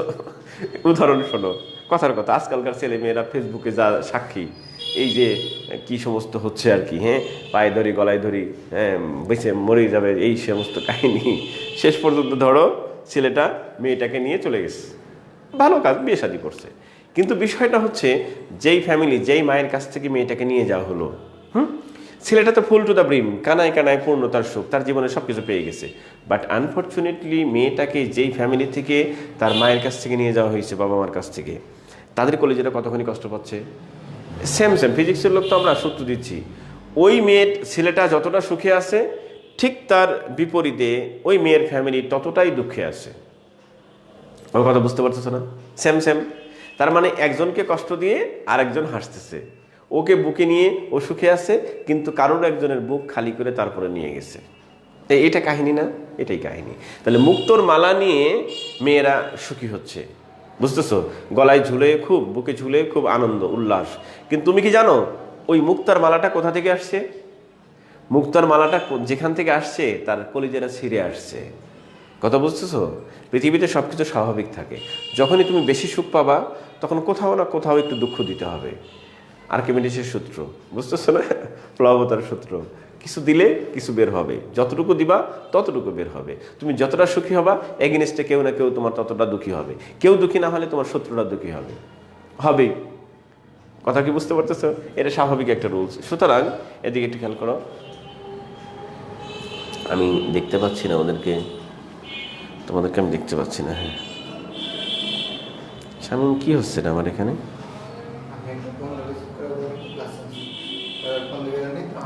ও সারা জীবন এরা রিসিভ করলে আবার আর একজন দেবে। আচ্ছা শোনো, মুক্তা চাষটা তোমাকে একটু জানতে হবে, কারণ এখান থেকে বিসিএস এর প্রশ্ন আসছে আমাদের, এবং ভাইবার অপশনও কিন্তু গুরুত্বপূর্ণ জায়গায় এটা। হ্যাঁ, এটা অন্যদিকে চলে যাওয়া যায় কোশ্চেনটা। তো মুক্তাটা আমরা দেখবো সংক্ষেপে কিভাবে চাষ করে। একটু খেয়াল করো, মুক্তা চাষটা 3টা পদ্ধতিতে হতে পারে। তার মধ্যে মোটামুটি পুরাতন পদ্ধতি যেটা ব্যাকডেটেড, ওটা বোঝা সহজ, সেজন্য বলছি আমি। ধরো মুক্তাটা হলো সামুদ্রিক ঝিনুক, দেখছো না তোমরা কেমন কেমন সাইজ? ধরো এরকম সাইজ। তো এটা কি উদ্ভিদ না প্রাণী বলো তো ভাই? উদ্ভিদ না প্রাণী? এটা প্রাণী, ঠিক তো? আচ্ছা, তাসমিয়া কি মন খারাপ রে? দুপুরে খাইছো কিছু? আচ্ছা শোনো, তো এইটা যদি মুক্তা হয়, হ্যাঁ, তো মুক্তা যদি প্রাণী হয়, প্রাণীর কিন্তু একটা অত্যাবশ্যকীয় অঙ্গ হচ্ছে, প্রাণীর মধ্যে লিভার থাকতে হবে। কি থাকতে হবে বলো তো? লিভার। লিভারের বাংলা কি? যকৃত, তাই না? তাহলে ধরো এখানে লিভার, যেমনই হোক একটা লিভার আছে এরকম ধরো। এখন তোমরা ওই ব্রয়লার মুরগি খাও না? ব্রয়লার মুরগি, লেয়ার ব্রয়লার অনেকেই খাও, তো তো আমরাও খাই। তো গ্রাম এলাকায় আমরা দেখছি ছোটোবেলায় নানি দাদিরা যে মুরগি রাখতো আর কি বাসায়, 8 মাস 9 মাস 1 বছর বয়স হয়েছে, ওজন ½ কেজি, সর্বোচ্চ 1.5 কেজি, 3 পোয়া আর কি, এতটুকু। কিন্তু এখন বয়স হচ্ছে 22 দিন, মুরগির ওজন হচ্ছে 3.5 কেজি। কত বুঝতেছো? 30 দিনের মাথায় গিয়ে এত বড় হয়েছে, ও উঠে আর দাঁড়াতেই পারে না। এটা একটা অ্যাবনর্মাল কাহিনী। এখানে আরেকটা কাহিনী দেখবা, কিছু খারাপ লোক আছে, অসাধু লোক আছে, কোরবানির আগে পশুগুলোকে ইঞ্জেকশন দিয়ে ফুলিয়ে দেয়। ফুলিয়ে দিলে গরুগুলো মোটা তাজা দেখা যায়, কিন্তু যদি নির্দিষ্ট সময়ের মধ্যে বিক্রি না হয় তাহলে ওই গরুগুলো কিন্তু হঠাৎ করে হার্ট সমস্যা হয়ে মারা যেতে পারে, অনেক জায়গায় মারাও যায়। ঠিক আছে? এই যে বিষয়গুলো, সেখান থেকে তোমাকে বোঝানোর জন্য বলছি, মনে রাখবা, আমি ক্লাসে যে ডায়লগগুলো দিই না, হঠাৎ প্রাপ্তি ভালো হয় না, সহজ প্রাপ্তি ভালো হয় না, দ্রুত প্রাপ্তি ভালো হয় না, আর বিনা পরিশ্রমে প্রাপ্তি জিনিসগুলো ভালো হয় না, এগুলো কপালে দুঃখ নিয়ে আসে। বুঝতেছো? এগুলো আমরা নিব না। তো একটু খেয়াল করো। তো তুমি এখানে কি করলা, খুব দ্রুত তাড়াহুড়া করে মুরগিটাকে বড় করলা। আবার অনেক ভাই বোন আছে বা মানুষ আছে আমাদের সমাজে, বলে রাখি, তোমাদেরকে বলে রাখি, তিনটা কাজ, যেহেতু বড় হয়ে গেছে সবাই ম্যাচুরিটি আনা বলা যায়, তিনটা কাজ কখনো করবা না। এক নাম্বার হচ্ছে কোনো রকম স্টিমুলেটেড প্রোডাক্ট, ঔষধ খাবা না। স্টিমুলেটেড, যা শরীরকে উত্তেজিত করে, সেই সমস্ত কোনো ওষুধ কখনোই খাবা না, কাউকে খেতে দিবা না। এটা কিন্তু তোমার হার্টে গিয়ে সরাসরি কাজ করবে এবং লিভার ক্ষতি করবে, চরমভাবে ক্ষতি করবে। আচ্ছা, কারণ লিভার হচ্ছে গুরুত্বপূর্ণ অঙ্গ, মানবদেহের ফ্রিজ বলা হয়। সমস্ত খাবারের জাসগুলো, ওই যে অ্যাডেক যে ভিটামিনগুলো, সেগুলো কি এখানে জমা হয়? কথা বোঝা যাচ্ছে না? সুতরাং একটু সমস্যা হলে কিন্তু এখানে সমস্যা হবে।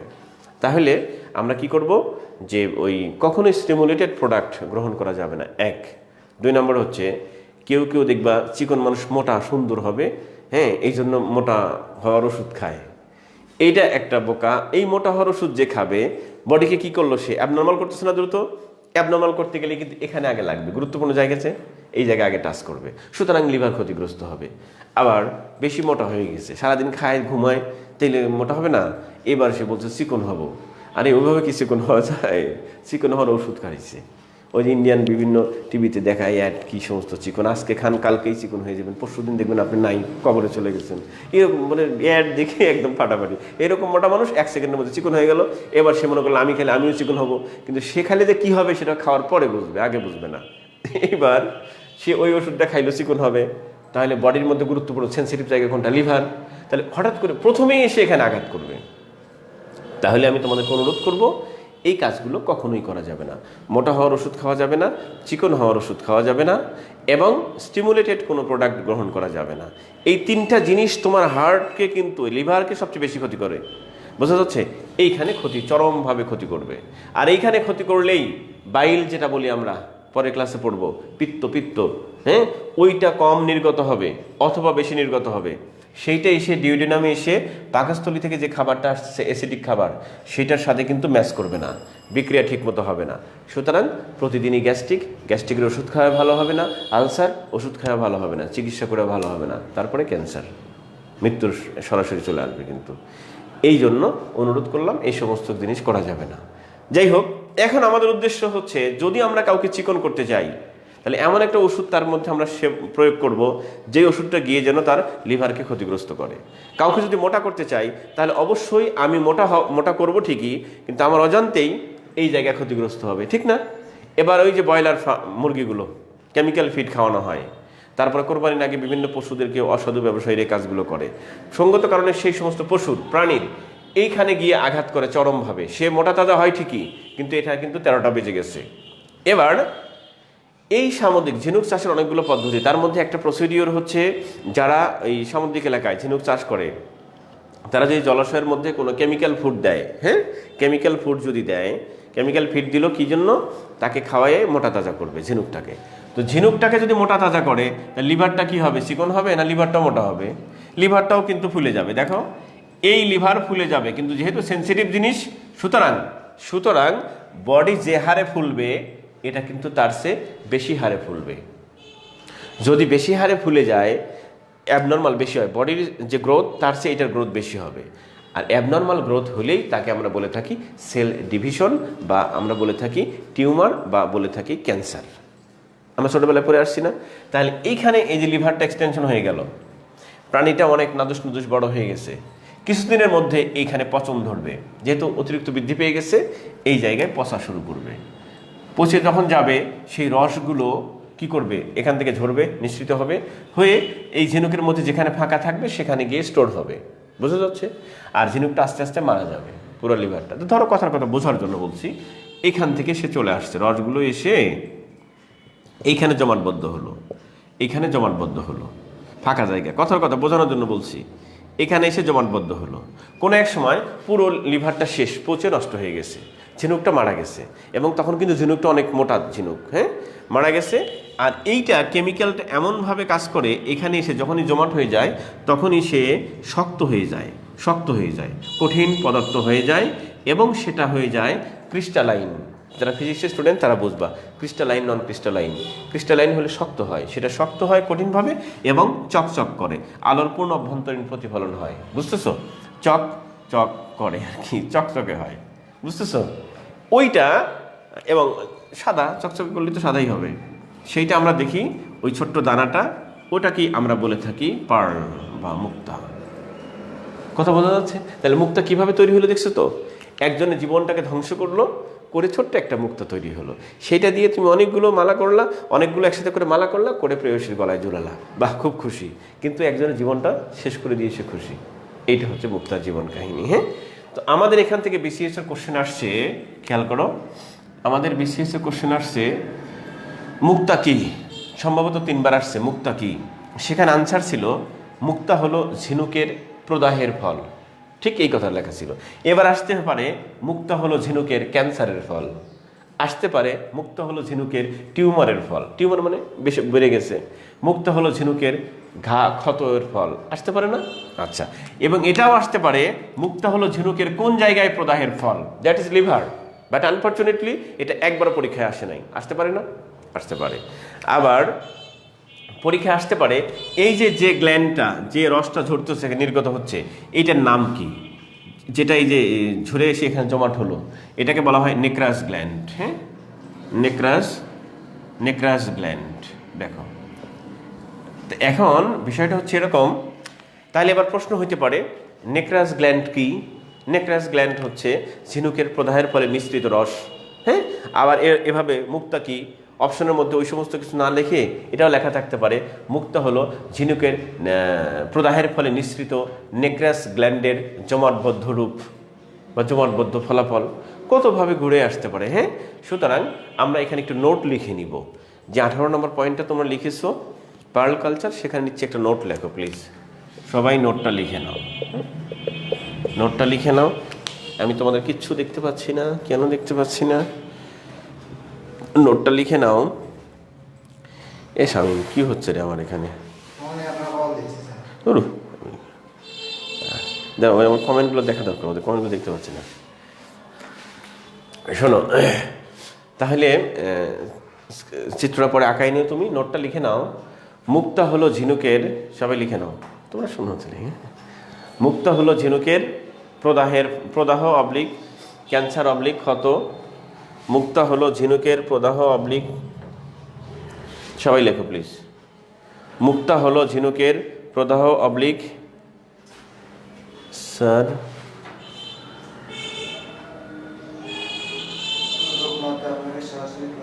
হ্যাঁ অবশ্যই, আজকে 2 কেজি মিষ্টি কিনে নিয়ে এখনই চলে আসো, তারপর আমি শিডিউল দিয়ে দিচ্ছি। কবে লোকনাথে ক্লাস নিব? Thank you. লোকনাথে সরাসরি ক্লাস হবে, লোকনাথ হবে, ইউনিভার্সিটিতে হবে, সব জায়গায় ক্লাস হবে, ক্লাসে সরাসরি হয়ে যাবে। শোনো, তো সবাই লিখে নাও। মুক্তা হলো ঝিনুকের প্রদাহ অবলিক, সবাই লেখো। মুক্তা হলো ঝিনুকের প্রদাহ অবলিক ক্ষত অবলিক ঘা অবলিক ক্যান্সার। লিখছো? মুক্তা হলো ঝিনুকের প্রদাহ অবলিক ক্ষত অবলিক ঘা অবলিক ক্যান্সারের ফল। লিখছো? আচ্ছা, প্রদাহ নিচে হাইলাইট করো। এই প্রদাহটা আমাদের বিসিএস আসছিল। মুক্তা হলো ঝিনুকের প্রদাহের ফল।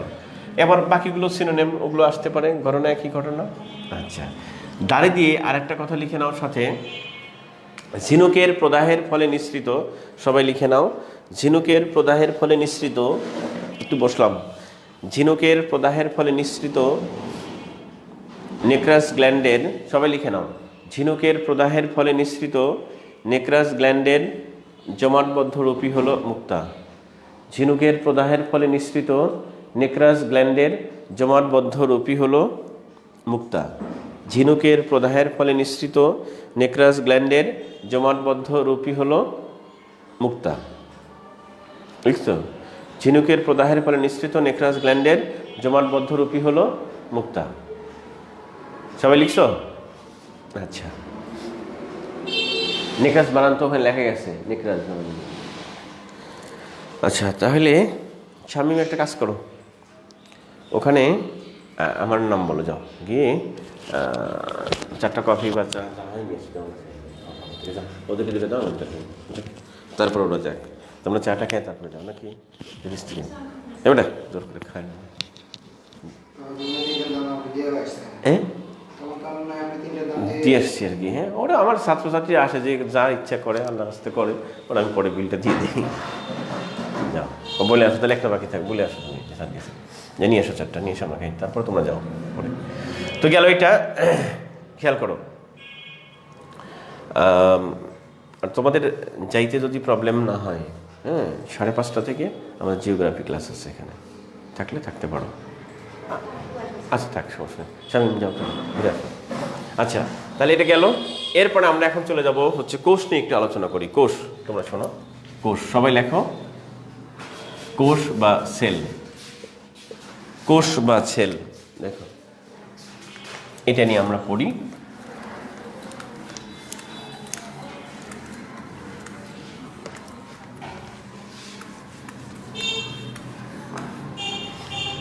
পয়েন্ট নাম্বার 1, 1 নম্বর পয়েন্টে লিখো সবাই। আচ্ছা 1 নম্বর পয়েন্ট লিখো,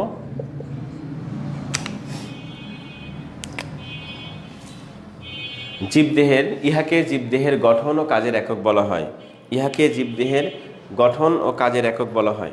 তুমি কি বাসায় যাবা না নিউ মার্কেটে যাবা? আচ্ছা ঠিক আছে। ইহাকে জীবদেহের গঠন ও কাজের একক বলা হয়, লিখছো?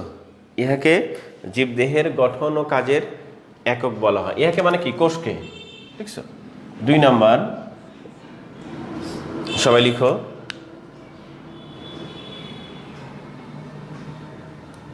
ইহাকে জীবদেহের রাসায়নিক কারখানাও বলা হয়। ইহাকে জীবদেহের রাসায়নিক কারখানাও বলা হয়।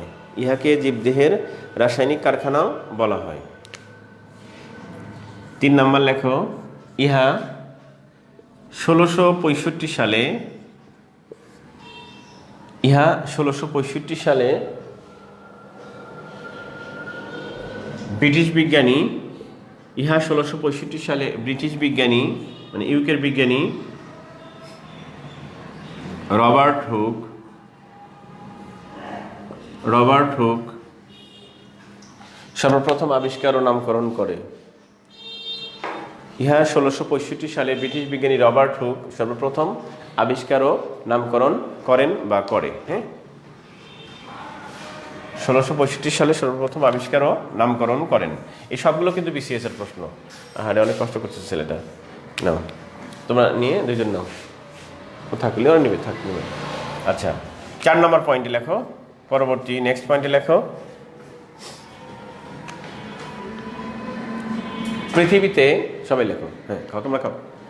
পৃথিবীতে সবচেয়ে ছোট কোষ হলো, পৃথিবীতে সবচেয়ে, আচ্ছা বড় কোষটা আগে লিখে নাও, ছোট কোষটা পরে লেখো। পৃথিবীতে সবচেয়ে বড় কোষ হলো, প্লিজ, পৃথিবীতে সবচেয়ে বড় কোষ হলো উট পাখির ডিম। উট পাখির ডিম।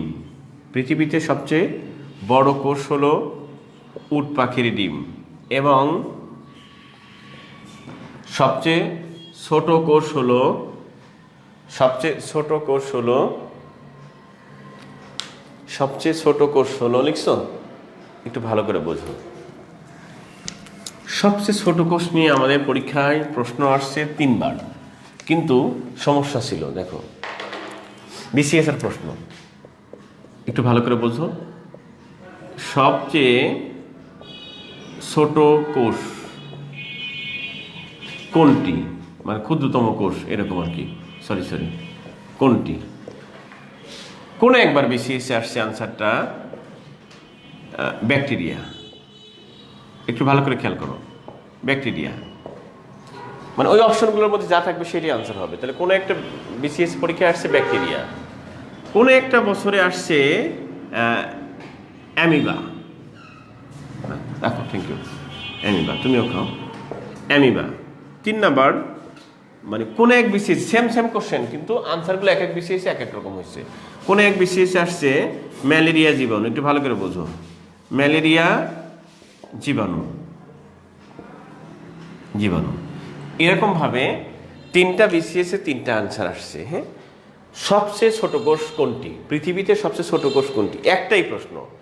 এক বিসিএসে আনসার হয়েছে ব্যাকটেরিয়া, আরেক বিসিএস আনসার হয়েছে অ্যামিবা, আরেক বিসিএস আনসার হয়েছে ম্যালেরিয়া জীবাণু।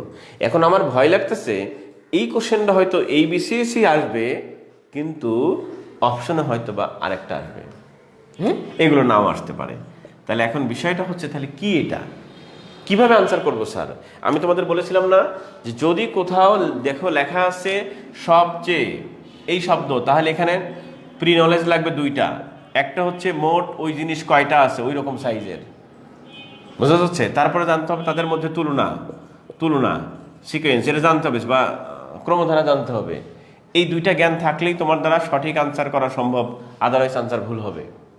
তাহলে আমরা এখন দেখব এর মধ্যে কাহিনীটা কি, টুইস্টটা কি আছে এখানে, সেটা আগে দেখবো। এখানে যে বিসিএস এ ব্যাকটেরিয়া ছিল আনসার কারেক্ট, সেটা অবশ্যই ঠিক ছিল। যে বিসিএস এ অ্যামিবা, সেটাও কারেক্ট। যে বিসিএস এ ম্যালেরিয়া জীবাণু, সেটাও কারেক্ট। কিন্তু এখন আমরা শিখবো কারেক্টের মধ্যেও কিছু কারেক্ট আছে, কি কাহিনী সেইটা। দাঁড়াও, আমরা একটু কফি টফি খাই। তোমরা যদি খেতে চাও তাহলে নিজ নিজ বাসায় বানায় খাও, পরে ইনশাল্লাহ আসলে করতে পারো। গলা বসে যাচ্ছে।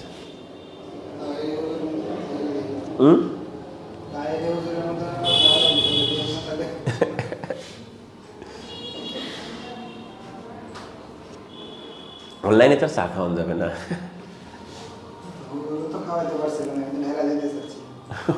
আচ্ছা আচ্ছা, ও ঢেলে দিতে চাচ্ছিল না।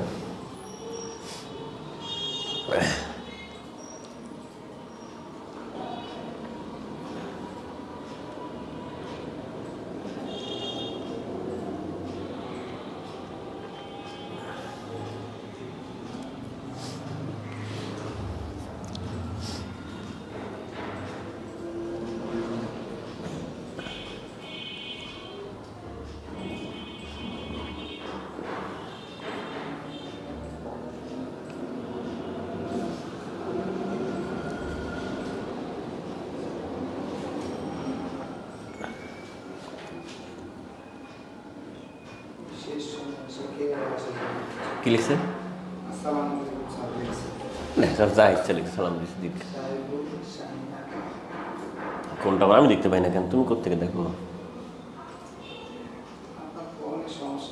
হ্যাঁ, আমার ফোনের সমস্যা, তোমাদের কানেকশনের সমস্যা। নাম দিলে আবার সোটা যা,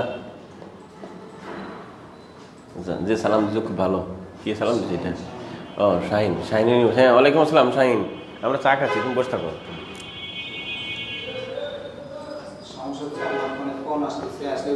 ও হ্যাং হয়ে যাচ্ছে।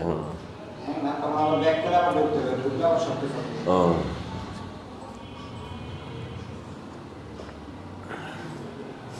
শাহিন মনে হয় 4:30 পর্যন্ত ক্লাস করলো, আর ইউনিভার্সিটিতে 4টা পর্যন্ত ক্লাস করলো, তারপরে আসছে।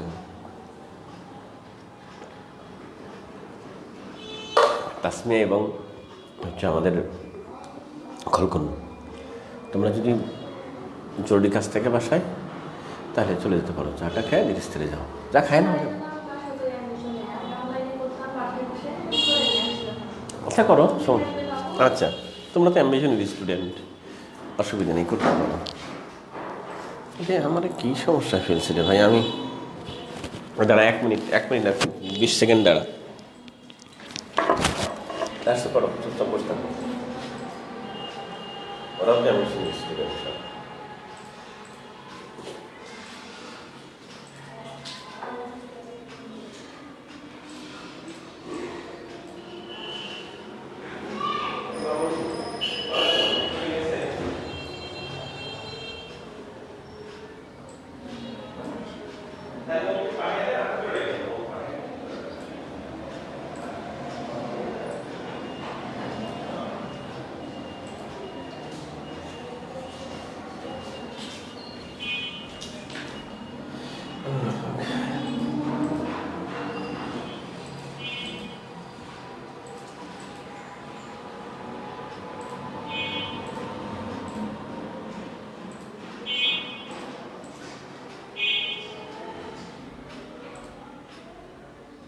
তোমাকে কোথায় পাবো? তোমাকে কোথায় পাবো?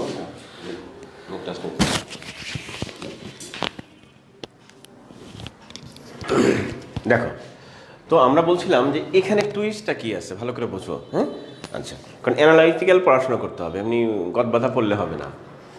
ব্যাকটেরিয়া, অ্যামিবা, ম্যালেরিয়া জীবাণু। প্রশ্ন স্যার এক এক বিসিএসে এক একটা হলো কেন? হ্যাঁ, এখানে মজাটা হচ্ছে যেই বিসিএসে ব্যাকটেরিয়া আনসার ছিল সেই বিসিএসে হয়তো বা এরা ছিল না। হ্যাঁ, আবার যেই বিসিএসে অ্যামিবা হয়েছে সেই বিসিএসের আনসারের মধ্যে নিঃসন্দেহে ব্যাকটেরিয়া ছিল না। যেই বিসিএসে আনসার ম্যালেরিয়া জীবাণু হয়েছে সেই বিসিএসে উপরের দুইটাও ছিল না নিঃসন্দেহে। কারণ এখানে মজাটা হচ্ছে কি জানো, এই তিনটাই পৃথিবীতে সবচেয়ে ক্ষুদ্রতম কোষ, তবে ক্ষুদ্রতমের মধ্যেও ক্ষুদ্রতম আছে, মানে গরিবের মধ্যে গরিব আছে না, সেরকম।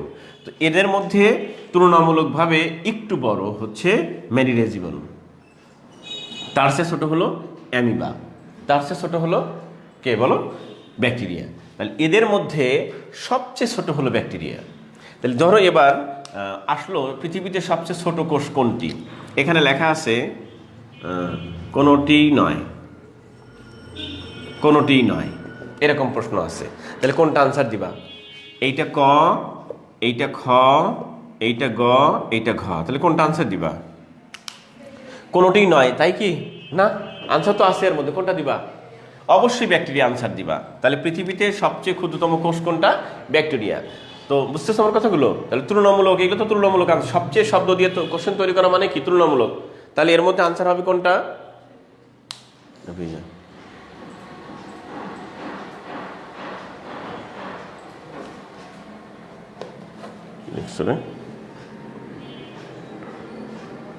হ্যাঁ, আমি যেখানে আছি সেখানে আসো, সমস্যা নেই, আমার এখানে আসো।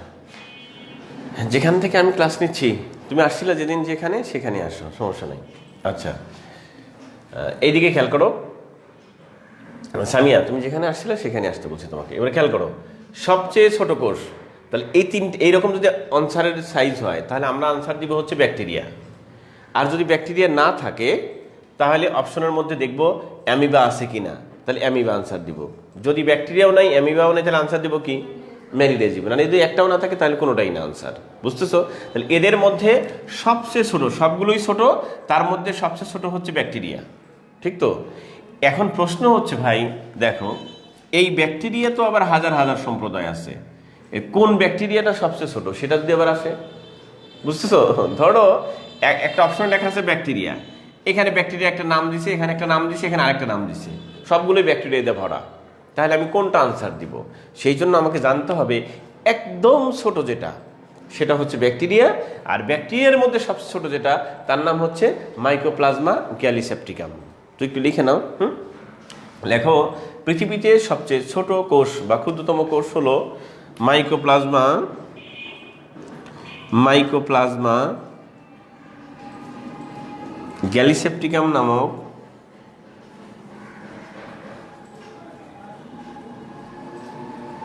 মাইকোপ্লাজমা গ্যালিসেপ্টিকাম নামক এক ধরনের ব্যাকটেরিয়া পৃথিবীতে।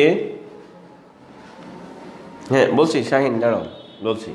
আমরা বলছিলাম কি শাহিন, খেয়াল করো, আমরা বলছিলাম যে পৃথিবীতে সবচেয়ে বড় কোষ কোনটা এটা নিয়ে সমস্যা নাই, তা হচ্ছে উট পাখির ডিম। সবচেয়ে ছোট কোষ কোনটা সেইটা নিয়ে সমস্যা। শাহিন খেয়াল করো, সবচেয়ে ছোট কোষ হচ্ছে এই তিনটাই সবচেয়ে ছোট কোষ, ব্যাকটেরিয়া, অ্যামিবা, ম্যালেরিয়া জীবাণু। তবে এই তিনটার মধ্যে তুলনামূলক একেবারেই ছোট হচ্ছে ব্যাকটেরিয়া।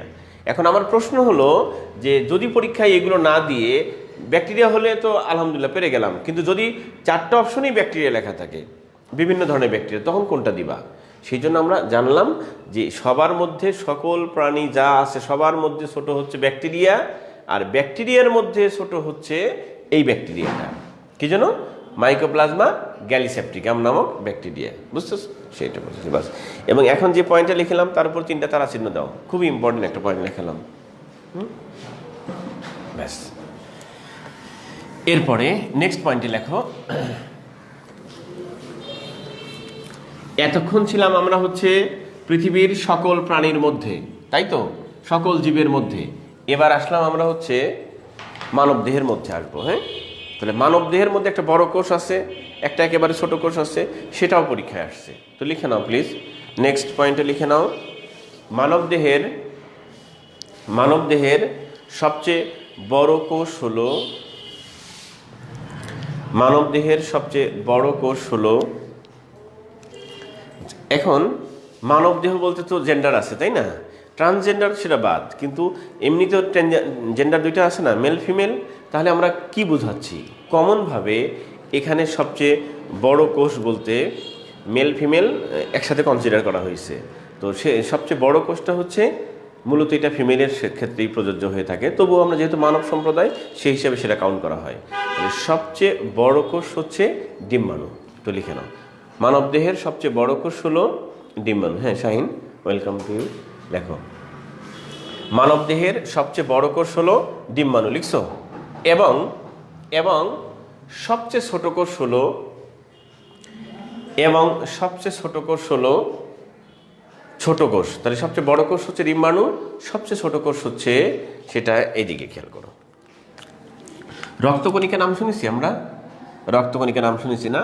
রক্তকণিকা কি কি তিনটা নাম শুনেছিলাম আমরা? আরবিসি, তারপর নাম শুনেছি কি ডাব্লিউবিসি, তারপর নাম শুনেছিলাম প্লাটিলেটস বা অনুচক্রিকা, তাই না? এই তিনটা। এখন এরা তো কি রক্তকণিকা, কণিকা মানে কি কোষ তো এরা, তাই না? তাহলে কোষটা কেমন? কিছুক্ষণ আগে আমরা পড়লাম বা সকালবেলায় পড়ছি, কোষটা এরকম অ্যাটমের মতো আর কি। হ্যাঁ, অ্যাটমের মতো এরকম একটা কোষ। কোষের বৈশিষ্ট্য কি? তার মধ্যে একটা নিউক্লিয়াস থাকবে। ধরো এর মধ্যে একটা নিউক্লিয়াস আছে, ঠিক তো? এখন প্লিজ, যেমন ধরো আমরা উদাহরণ দিচ্ছি যে এটা মানুষের সেবা বড়, অনেক কথা বলি না, মানুষের প্রতি দয়া করো, মায়া করো, অনেক কবিতা উপন্যাস প্রবন্ধ লেখা আছে মানবতার প্রেমের উপরে।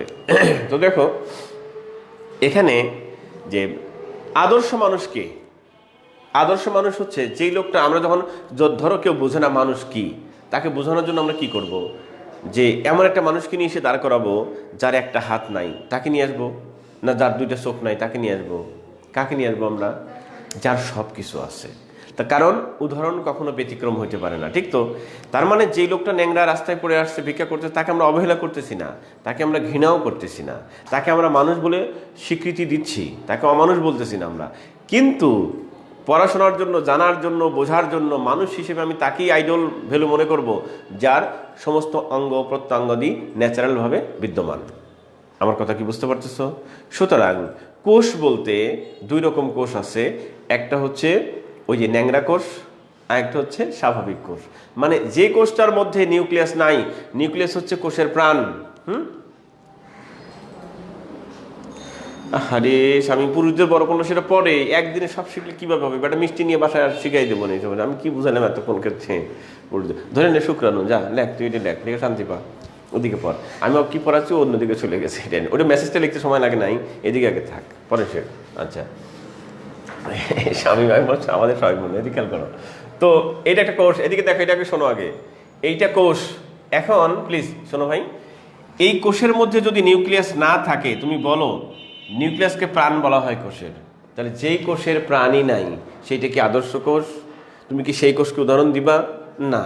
তাহলে আমরা যে কোষকে উদাহরণ হিসেবে সাব্যস্ত করব সেটা অবশ্যই আদর্শ কোষ, তার অবশ্যই কি আছে? নিউক্লিয়াস আছে, খেয়াল করো। আর যে কোষটার নিউক্লিয়াস নাই তাকে আমরা উদাহরণ হিসেবে আনবই না।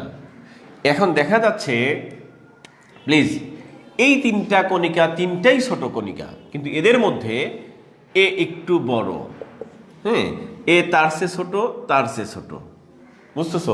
অথবা বলে দেই এ ছোট, এই বেচারা ছোট, তার চেয়েও ছোট এইটা।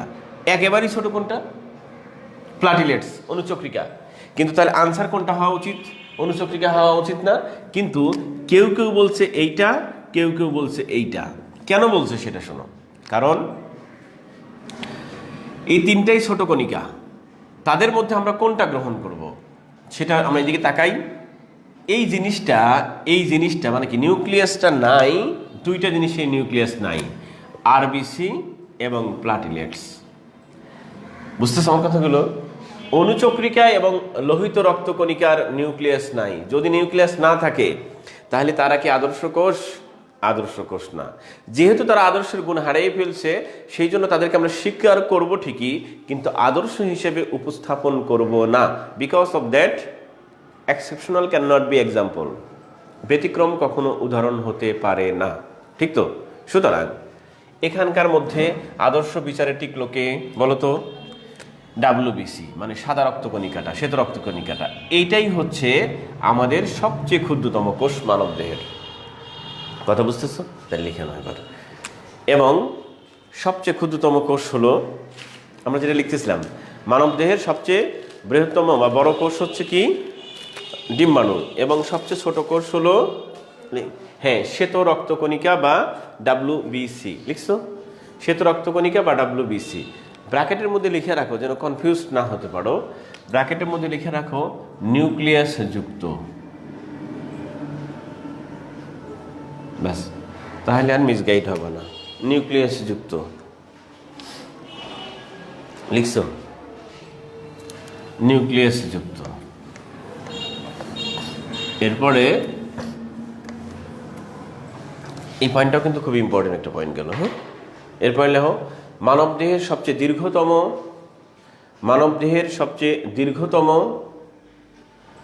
অঙ্গ হলো ত্বক। মানবদেহের সবচেয়ে দীর্ঘতম অঙ্গ হলো ত্বক। মানবদেহের সবচেয়ে দীর্ঘতম অঙ্গ হলো ত্বক। লিখছো? এটা বিসিএস এর প্রশ্ন। এবং দীর্ঘতম কোষ হলো, মানবদেহের সবচেয়ে দীর্ঘতম অঙ্গ হলো ত্বক এবং দীর্ঘতম কোষ হলো স্নায়ু কোষ। লেখো। এবং দীর্ঘতম কোষ হলো স্নায়ু কোষ। দীর্ঘতম কোষ হলো স্নায়ু কোষ। লিখছো? আচ্ছা, দীর্ঘতম কোষ হলো স্নায়ু কোষ। দাঁড়িয়ে দিয়ে লেখো স্নায়ু কোষের কার্যকরী এককের নাম হলো, স্নায়ু কোষের কার্যকরী এককের নাম হলো নিউরন। স্নায়ু কোষের কার্যকরী এককের নাম হলো নিউরন। স্নায়ু কোষের কার্যকরী এককের নাম হলো নিউরন।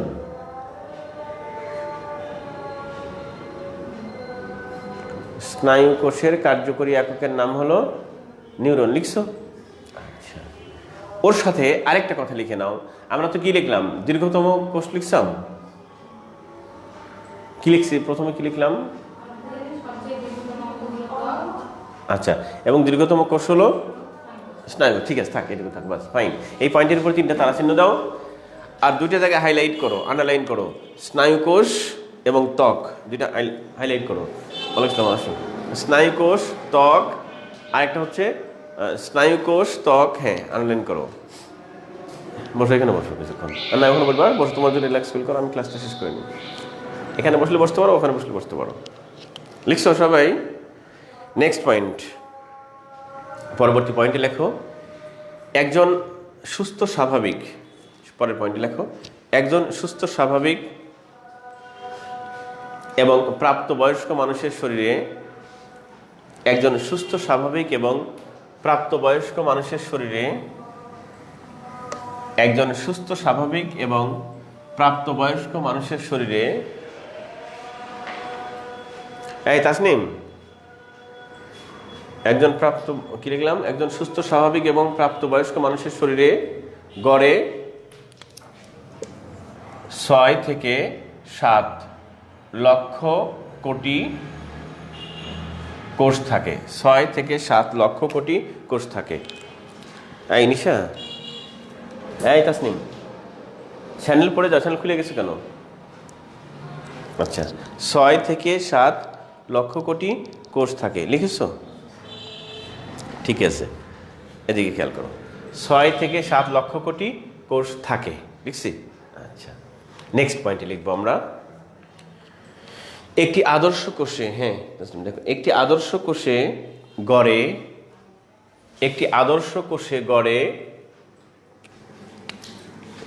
300 থেকে 400টি মাইটোকন্ড্রিয়া থাকে। খুবই গুরুত্বপূর্ণ কথা, মাইটোকন্ড্রিয়া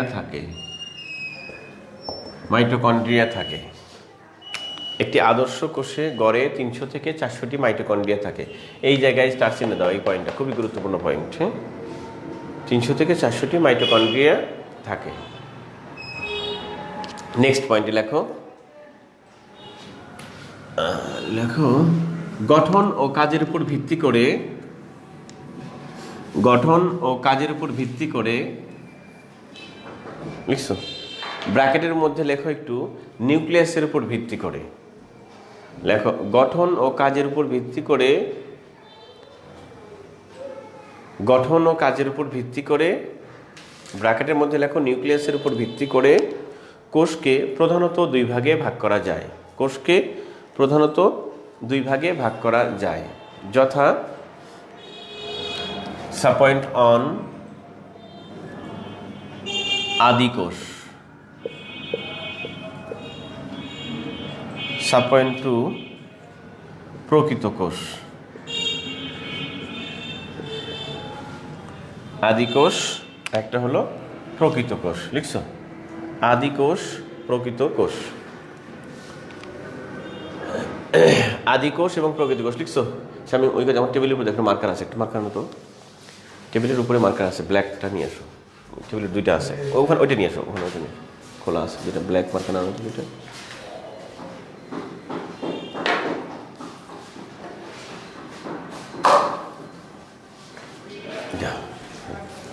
থ্যাংক ইউ। এবার আদি কোষ, খেয়াল করো প্রকৃত কোষ, এখান থেকে আমাদের বিসিএসে যে প্রশ্নগুলো আসে, হ্যাঁ স্বাভাবিকভাবে যে প্রশ্নগুলো আসবে এখান থেকে তিনটা প্যাটার্নের প্রশ্ন হয়েছে আদি কোষ থেকে। একটা আসবে হচ্ছে উদাহরণ, এর উদাহরণ কি, আদি কোষের উদাহরণ কি, ব্যাকটেরিয়া, অ্যামিবা, এগুলো উদাহরণ। হ্যাঁ ব্যাকটেরিয়া এটা পৃথিবীর সবচেয়ে আদি প্রাণী, ব্যাকটেরিয়া। তারপর একটা দ্বিতীয় আদি প্রাণী হচ্ছে অ্যামিবা, অ্যামিবা ইত্যাদি লিখে দিলাম। আচ্ছা, উদাহরণ গেল আদি কোষ। এরপরে এককোষী প্রাণীরা গেল। তারপরে আমাদের এখানে আর কি আছে দেখো তো ভাই, এরা নিউক্লিয়াস আছে না নাই, এটা তো নিউক্লিয়াস থাকে না, অপ্রকৃত কোষ আর কি, আমরা বলি আদি কোষ। তাহলে এদের এদের মধ্যে কি আছে, নিউক্লিয়াস, নিউক্লিয়াসহীন কোষ, নিউক্লিয়াস, নিউক্লিয়াস থাকে না, বাস এদের কোষে। আর 3 নম্বর হচ্ছে এদের জন্মগ্রহণ পদ্ধতি, সেল ডিভিশন, কিভাবে বৃদ্ধি পায়, বিভাজিত হয়। হ্যাঁ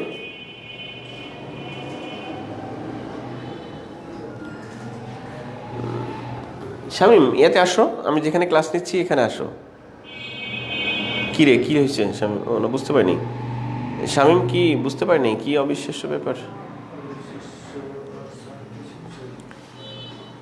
কি শামীম? ফোন দিও তুমি, বুঝতে পারিনি আমার তোর কথা। শামীম তুমি আমাকে ফোন দিও, বুঝতে পারি নাই। আচ্ছা দেখো আদি কোষ, শামীম তুমি আমাকে ফোন দিও, হ্যাঁ ফোনটা বুঝতে পারছি না তোমার কথা। আদি কোষ একটু খেয়াল করো, তাহলে আদি কোষের কি লিখলাম, ব্যাকটেরিয়া, অ্যামিবা গেল। এরপরে হচ্ছে নিউক্লিয়াস থাকে না। এরপরের কথাটা হচ্ছে এদের যে বিভাজন পদ্ধতি, কিভাবে বিভাজিত হয়, তারা বৃদ্ধি পায়, সেটা হচ্ছে আমাদের কোষ বিভাজন পদ্ধতি কয়টা, 3টা না, একটা অ্যামাইটোসিস, একটা মাইটোসিস, একটা মিওসিস, 3টা পদ্ধতি না শামীম, খেয়াল করো। তাহলে আমাদের কয়টা, 3টা কোষ বিভাজন পদ্ধতি, একটা হচ্ছে অ্যামাইটোসিস, একটা মাইটোসিস, আর একটা কি মিওসিস। এই শামীম আমাকে পরে ফোন দিও, এই শামীমটাকে দেখো, তোর আইডিটা দেখো তো একটা কে, তুমি আমাকে ফোন দিও শামীম, হ্যাঁ। আচ্ছা অ্যামাইটোসিস, মাইটোসিস আর একটা কি মিওসিস, এটা মনে রাখবা, এটা হচ্ছে অ্যামাইটোসিস প্রক্রিয়ায় কোষ বিভাজন করে আর কি। হ্যাঁ লিখে নাও, এগুলো পরীক্ষায় আসছে, অ্যামাইটোসিস প্রক্রিয়ায় কোষ বিভাজন করে, ব্যাস। তাহলে এখান থেকে 3টা ইনফরমেশন মনে রাখলে ইনশাল্লাহ হয়ে যাবে। এরপরে দেখো এই দিকে, এখান থেকেও সিমিলারলি আমরা 3টা ইনফরমেশন মনে রাখবো, জাস্ট 3টা প্রকৃত কোষ থেকে, সেখানে ওইভাবেই আর কি। তাহলে স্বাভাবিকভাবে সকল উন্নত প্রাণীর কোষ সবাই, যেমন আমরা মানুষ, গরু, ছাগল যা আছে সেগুলোর কোষের হচ্ছে কি প্রকৃত কোষ। তাহলে লিখবা এখানে উদাহরণ হিসেবে মনে রাখার জন্য, সকল উন্নত শ্রেণীর প্রাণীর কোষ, সকল উন্নত শ্রেণীর প্রাণীকোষ, প্রাণীকোষ, বাস এটা লিখলাম। তারপরে হচ্ছে 2 নম্বর পয়েন্ট হচ্ছে নিউক্লিয়াস থাকে না, নিউক্লিয়াস থাকে না। হ্যাঁ খেয়াল করো, একটু দাঁড়াও।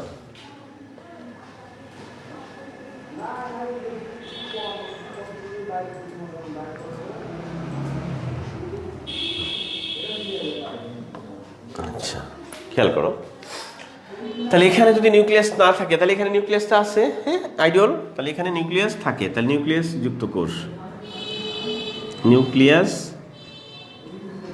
থাকে দেখো ভাই, বা যুক্ত কোষ।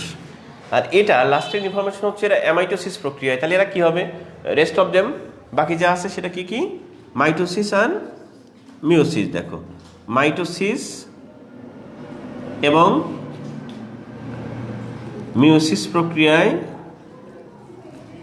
মিওসিস প্রক্রিয়ায় বংশবৃদ্ধি করে বা বিভাজিত হয়, ঠিক আছে।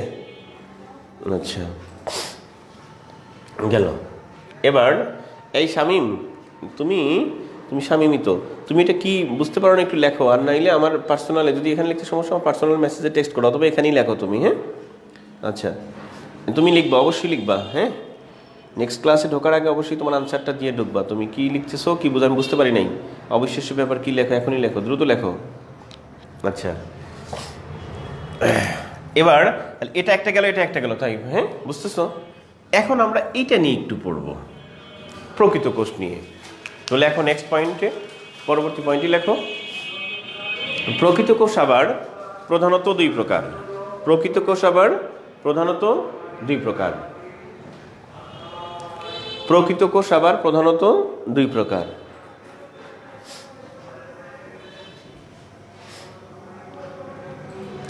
প্রকৃত কোষ আবার প্রধানত দুই প্রকার, লিখছো যথা, আমরা একদম আস্তে আস্তে ক্লাসিফিকেশনটা করে রাখলাম, কারণ পরীক্ষায় কোষের ক্লাসিফিকেশন থেকে প্রায়ই প্রশ্ন হয়, যেন আমরা ভুল না করি, হ্যাঁ। তো লিখো, আচ্ছা তোমরা একটু পরে লেখো, আমি সাজাই নি। 1 নাম্বার হচ্ছে প্রকৃত কোষকে কিন্তু ভাগ করতেছি, একটা হলো দেহকোষ, খেয়াল করো, আর একটা হলো জনন কোষ, একটু মনোযোগ দাও প্লিজ, জনন কোষ। আচ্ছা একটা কথা মনে রাখবা, এই একটু পড়ি, কোষ নিয়ে পড়তেছি তো পড়া দরকার। দেখবা যেই লোকগুলো একটু মানে কেমন আদব কায়দাহীন, বুঝবা ওর ফ্যামিলি আদব কায়দাহীন, বুঝতেছো, একদম নিশ্চিত, নো ডাউট ইট। আম গাছে আম ধরে, জাম গাছে জাম ধরে, বেদবের ঘরে বেদব ধরে, বুঝতে পারতেছো, মানে মর্নিং শোজ দ্য ডেস। আর আম গাছ থেকে কিন্তু কখনোই জাম আশা করা যায় না, আম গাছ থেকে আমি ধরবে, তেঁতুল গাছ থেকে তেঁতুলি ধরবে, বেদবের প্রোডাক্ট বেদব হয়, বুঝতেছো, যে যেমন সেরকমই কিন্তু আউটপুটটা আসবে। কোষটা কেমন, তার ফলাফলটা কিন্তু তেমনই হবে। দেখো আমরা এখানে কোন কোষ, দেহকোষ, এটা কি কোষ, জনন কোষ, একটু মনোযোগ দিও কিন্তু। এখান থেকে এটা আশা করব না, এখান থেকে ওটা আশা করব না, বেদব থেকে কিন্তু আদব আশা করা যাবে না, যারা বেদব বেদবই থাকবে, জন্মগতভাবে বেদব। আচ্ছা এখন কোষ হচ্ছে এটা কি, ন্যাচারালি কোষটা কি, দেহকোষ, এর গঠন কথা টথা সাইজ টাইজ সব একই রকম দেহকোষের মতো। আর যে জনন কোষ, ওর সাইজটা ওরকমই, চেনা যাবে, আগে থেকেই চেনা যাবে। কিভাবে চিনবে একটু খেয়াল করে দেখো। আমরা এই যে দুইটা ভাগ করতেছি, কিসের ভাগ করতেছি বলো তো ভাই, তাসমিয়া বলো তো, খলকন বলো তো, কিসের উপর, প্রকৃত কোষ, রাইট, থ্যাংক ইউ। তাহলে প্রকৃত কোষ, সেখানে কি নিউক্লিয়াস ছিল নাকি ছিল না, ছিল, রাইট। আচ্ছা এবার খেয়াল করো, এবার আমরা নিউক্লিয়াসটা দেখি তো ভাই, সবাই দিকে প্লিজ একটু খেয়াল করো, এইটা হচ্ছে নিউক্লিয়াস। আমরা সকালের পার্টে যে ক্লাসটা করলাম খেয়াল করো, তোমরা আশা করি সবাই ছিলা সম্ভবত। আচ্ছা হ্যাঁ দেখো খেয়াল করো একটু সবাই, হ্যাঁ দেখো তো। আরেকটা কথা ওটা লিখে দিচ্ছি কেন শামীম, শোনো, ওই যে 6-7 কোটি কথা যে লিখছি, কেন লিখছি জানো, ওইটা MP3-তে ভুল লেখা আছে। শোনো শামীম, এই যে 6 থেকে 7 লক্ষ কোটি যেটা লিখলাম, আচ্ছা শামীম এটা বুঝতে চাইছে, এটা অবিশ্বাস্য তো অবশ্যই। দেখো থ্যাংক ইউ শামীম, এই 6 থেকে 7 লক্ষ কোটি কেন লিখলাম জানো, MP3-তে আমি দেখছি এর আগের এডিশন, এখন এটাতে আছে কিনা আমি জানি না, ওখানে দেখলাম 8 থেকে 10 লক্ষ কোটি লেখা আছে। হ্যাঁ আমি এই জন্য এটা ক্লাসের মধ্যে নিয়ে আসলাম, কেন নিয়ে আসলাম জানো, কারণ 8 থেকে 10 লক্ষ কোটি এটা হবে না, কারণ এটা হচ্ছে FRCS এর যে বইগুলো আছে না, তা নিয়ে দেখো FRCS এর যে বইগুলো আছে সেইখানে কিন্তু 8 থেকে 10 লক্ষ কোটিগুলো কোষ আছে। কারণ এফআরসিএসের বইগুলো মানে ইংল্যান্ডের বই। সাধারণত এশিয়ার আমাদের মানুষগুলোর চেয়ে ওই ইউরোপের ওই এলাকার মানুষগুলো একটু লম্বা হয়, কথা বুঝতেছো? আবার আফ্রিকান মানুষগুলো আমাদের চেয়ে একটু লম্বা হয়। তো ওই এলাকাগুলো মানুষ যদি লম্বা হয়, কোষ কি কমবে না বাড়বে? কোষ একটু বাড়বে। আর আমরা পরীক্ষা দিচ্ছি কি? বিসিএস পরীক্ষা। বিসিএস পরীক্ষা তো আমরা ইউরোপের জন্যও দিচ্ছি না, আমরা আফ্রিকার জন্য দিচ্ছি না। কোথাকার জন্য দিচ্ছি? এশিয়া, বাংলাদেশের জন্য বিশেষ করে। সুতরাং আমাদের এই এলাকার মানুষগুলোর সাইজ ওদের চেয়ে তুলনামূলক না, মিনিমাম 1 ফিট ছোট। 1 ফিট না হইলেও অর্ধবিগত ছোট হবে। হ্যাঁ, এই জন্য কোষের পরিমাণও কম হবে। তো এখানে বাংলাদেশের যে মেডিকেল সায়েন্সের যে বইগুলো লেখা আছে, রেফার্ড বুক যেগুলো, সেখানে এইটা লেখা আছে, বুঝলা? আমি সেই জন্য কথার উল্লেখ করে দিলাম, তোমাদের যেন সুবিধা হয়, ভালো হয়। এটা আনসার দিও না কিন্তু, এটা কিন্তু আনসার দিও না। এটা বাদ, এইটা দিবা। এই যে থ্যাংক ইউ স্বামী, হ্যাঁ থ্যাংক ইউ সো মাচ। তো দেখো স্বামী, আমরা যেখানে ছিলাম সেখানে আসো ভাই।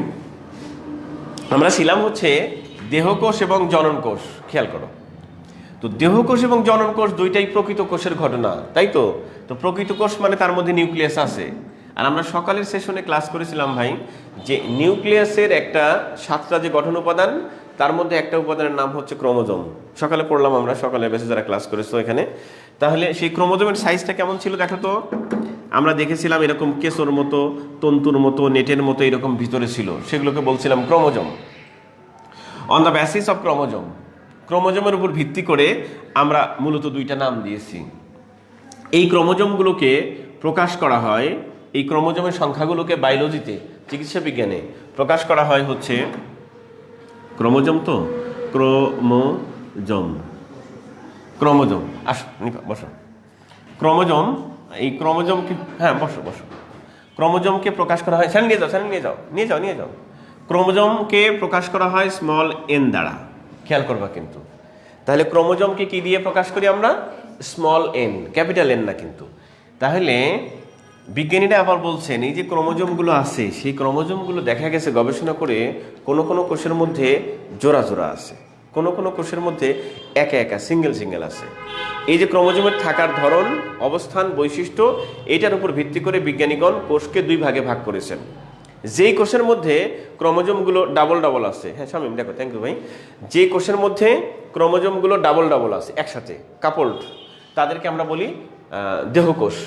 আর যাদের মধ্যে সিঙ্গেল সিঙ্গেল আছে তাদেরকে বলি জনন কোষ। তাহলে বিজ্ঞানীগণ নাম দিয়েছেন, যদি সেটা বিজোড় হয়, দেখো এটা একটা হতে পারে জোড়, আর একটা হতে পারে কি বিজোড়। কি জোড় বিজোড়? ক্রোমোজোম জোড় বিজোড়। যদি ক্রোমোজোম জোড় সংখ্যায় থাকে তখন তাকে বলি দেহকোষ, আর ক্রোমোজোম যদি বিজোড় সংখ্যায় থাকে তাকে বলি জনন কোষ। বাস, সংজ্ঞাটা তাহলে শিখলাম। তাহলে দেহকোষ এবং জনন কোষের সংজ্ঞাটা আমরা মুখস্থ হয়ে গেল, আমাদের বোঝা হয়ে গেল। তাহলে দেহকোষ, জনন কোষ হচ্ছে প্রকৃত কোষের একটা পার্ট, আর এটার নামকরণ করা হয়েছে কিসের উপর ভিত্তি করে? On the basis of chromosome. যদি ক্রোমোজোম ডিপ্লয়েড হয়, ডাবল ডাবল হয়, তখন তার নাম হবে দেহকোষ। আর যদি হ্যাপ্লয়েড হয়, সিঙ্গেল সিঙ্গেল হয়, তখন তার নাম হবে জনন কোষ। বাস, এবার খেয়াল করো তো, এই যে দেখো দেহকোষ, এই যে দেখো জনন কোষ, এইটার কি কি হইতে পারে ভাই খেয়াল করো। এখান থেকে আগের মতো আমরা 3টে করে ইনফরমেশন মনে রাখবো। কেন 3টে করে রাখবো? কারণ আমরা দেখতে পাচ্ছি যে কোনো কম্পিটিটিভ এক্সামে এই 3টে করে কথাই বারবার রিপিট করে। হ্যাঁ, এই জন্য অত তথ্য আমাদের মনে রাখার দরকার নাই। খেয়াল করো, দেহকোষ, দেহকোষের উদাহরণ প্রথমে লাগবে উদাহরণ। হ্যাঁ, তাহলে একটু খেয়াল করো তো প্লিজ ভাই। উদাহরণ হচ্ছে কি? এই যে কিছুক্ষণ আগে লিখলাম না স্নায়ুকোষ, ওটা একটা উদাহরণ। তাহলে স্নায়ুকোষ, স্নায়ুকোষ, পেশিকোষ, যা বলো আর কি, এগুলো হচ্ছে দেহকোষের উদাহরণ। আচ্ছা, এরপরে এখানে আসো 2 নম্বর সাব পয়েন্টে। এদের ক্রোমোজোমগুলো কি অবস্থায় আছে দেখো তো ভাই। ক্রোমোজোমগুলো কি জোড়া অবস্থায় আছে না দেহকোষের? তাহলে ক্রোমোজোম, এদের নিউক্লিয়াসে ক্রোমোজোম, ইহাদের নিউক্লিয়াসে ক্রোমোজোম কি থাকে? জোড়া থাকে, মানে ডিপ্লয়েড সংখ্যক ক্রোমোজোম থাকে। ডিপ্লয়েড সংখ্যক ক্রোমোজোম থাকে, ডিপ্লয়েড সংখ্যক ক্রোমোজোম থাকে, মানে ব্র্যাকেট লিখবা 2n, twice n, double coupled, diploid সংখ্যক ক্রোমোজোম থাকে। আর 3 নাম্বার যেটা এখানে হচ্ছে ওই যে জন্ম পদ্ধতি, আমরা পরে আসছি, দাঁড়াও। জনন কোষের ওই দুটো ঠিক করে আসি আমরা। জনন কোষের উদাহরণ কি? পৃথিবীতে জননকোষের উদাহরণ এ যাবত দুইটাই আছে, সেটা কি শুক্রাণু এবং ডিম্বাণু। তাহলে এখানকার উদাহরণ হচ্ছে শুক্রাণু ও ডিম্বাণু, এই দুইটাই হচ্ছে উদাহরণ, আর কোনো উদাহরণ নাই। গেল। এরপরে ইহাদের তোমার ওই ক্রোমোজোম সংখ্যা কেমন? সিঙ্গেল। ল্যাটিন ভাষায় আমরা বলি কি হ্যাপ্লয়েড মানে সিঙ্গেল। তাহলে ইহাদের নিউক্লিয়াসে কি ধরনের থাকে? হ্যাপ্লয়েড সংখ্যক ক্রোমোজোম থাকে। দেখো, ক্রোমোজোম থাকে, হ্যাপ্লয়েড মানে কি শুধু সিঙ্গেল এন। আচ্ছা, এবার জন্মগ্রহণ পদ্ধতি দেখো। যদি জন্মগ্রহণ পদ্ধতি মনে না থাকে, ভুলে যাও কোনটা কিভাবে জন্মগ্রহণ করে, তাহলে মনে রাখবে এভাবে প্লিজ, মিওসিস আর মাইটোসিস। তাহলে মাথায় রাখবা জননকোষের কাজ কি? জননকোষের কাজ জন্ম দেওয়া, তাই না? ভবিষ্যৎ প্রজন্ম আসবে, তাহলে জন্ম দেওয়া। তাহলে জন্ম দেওয়ার সাথে সম্পর্ক কার? জননকোষ।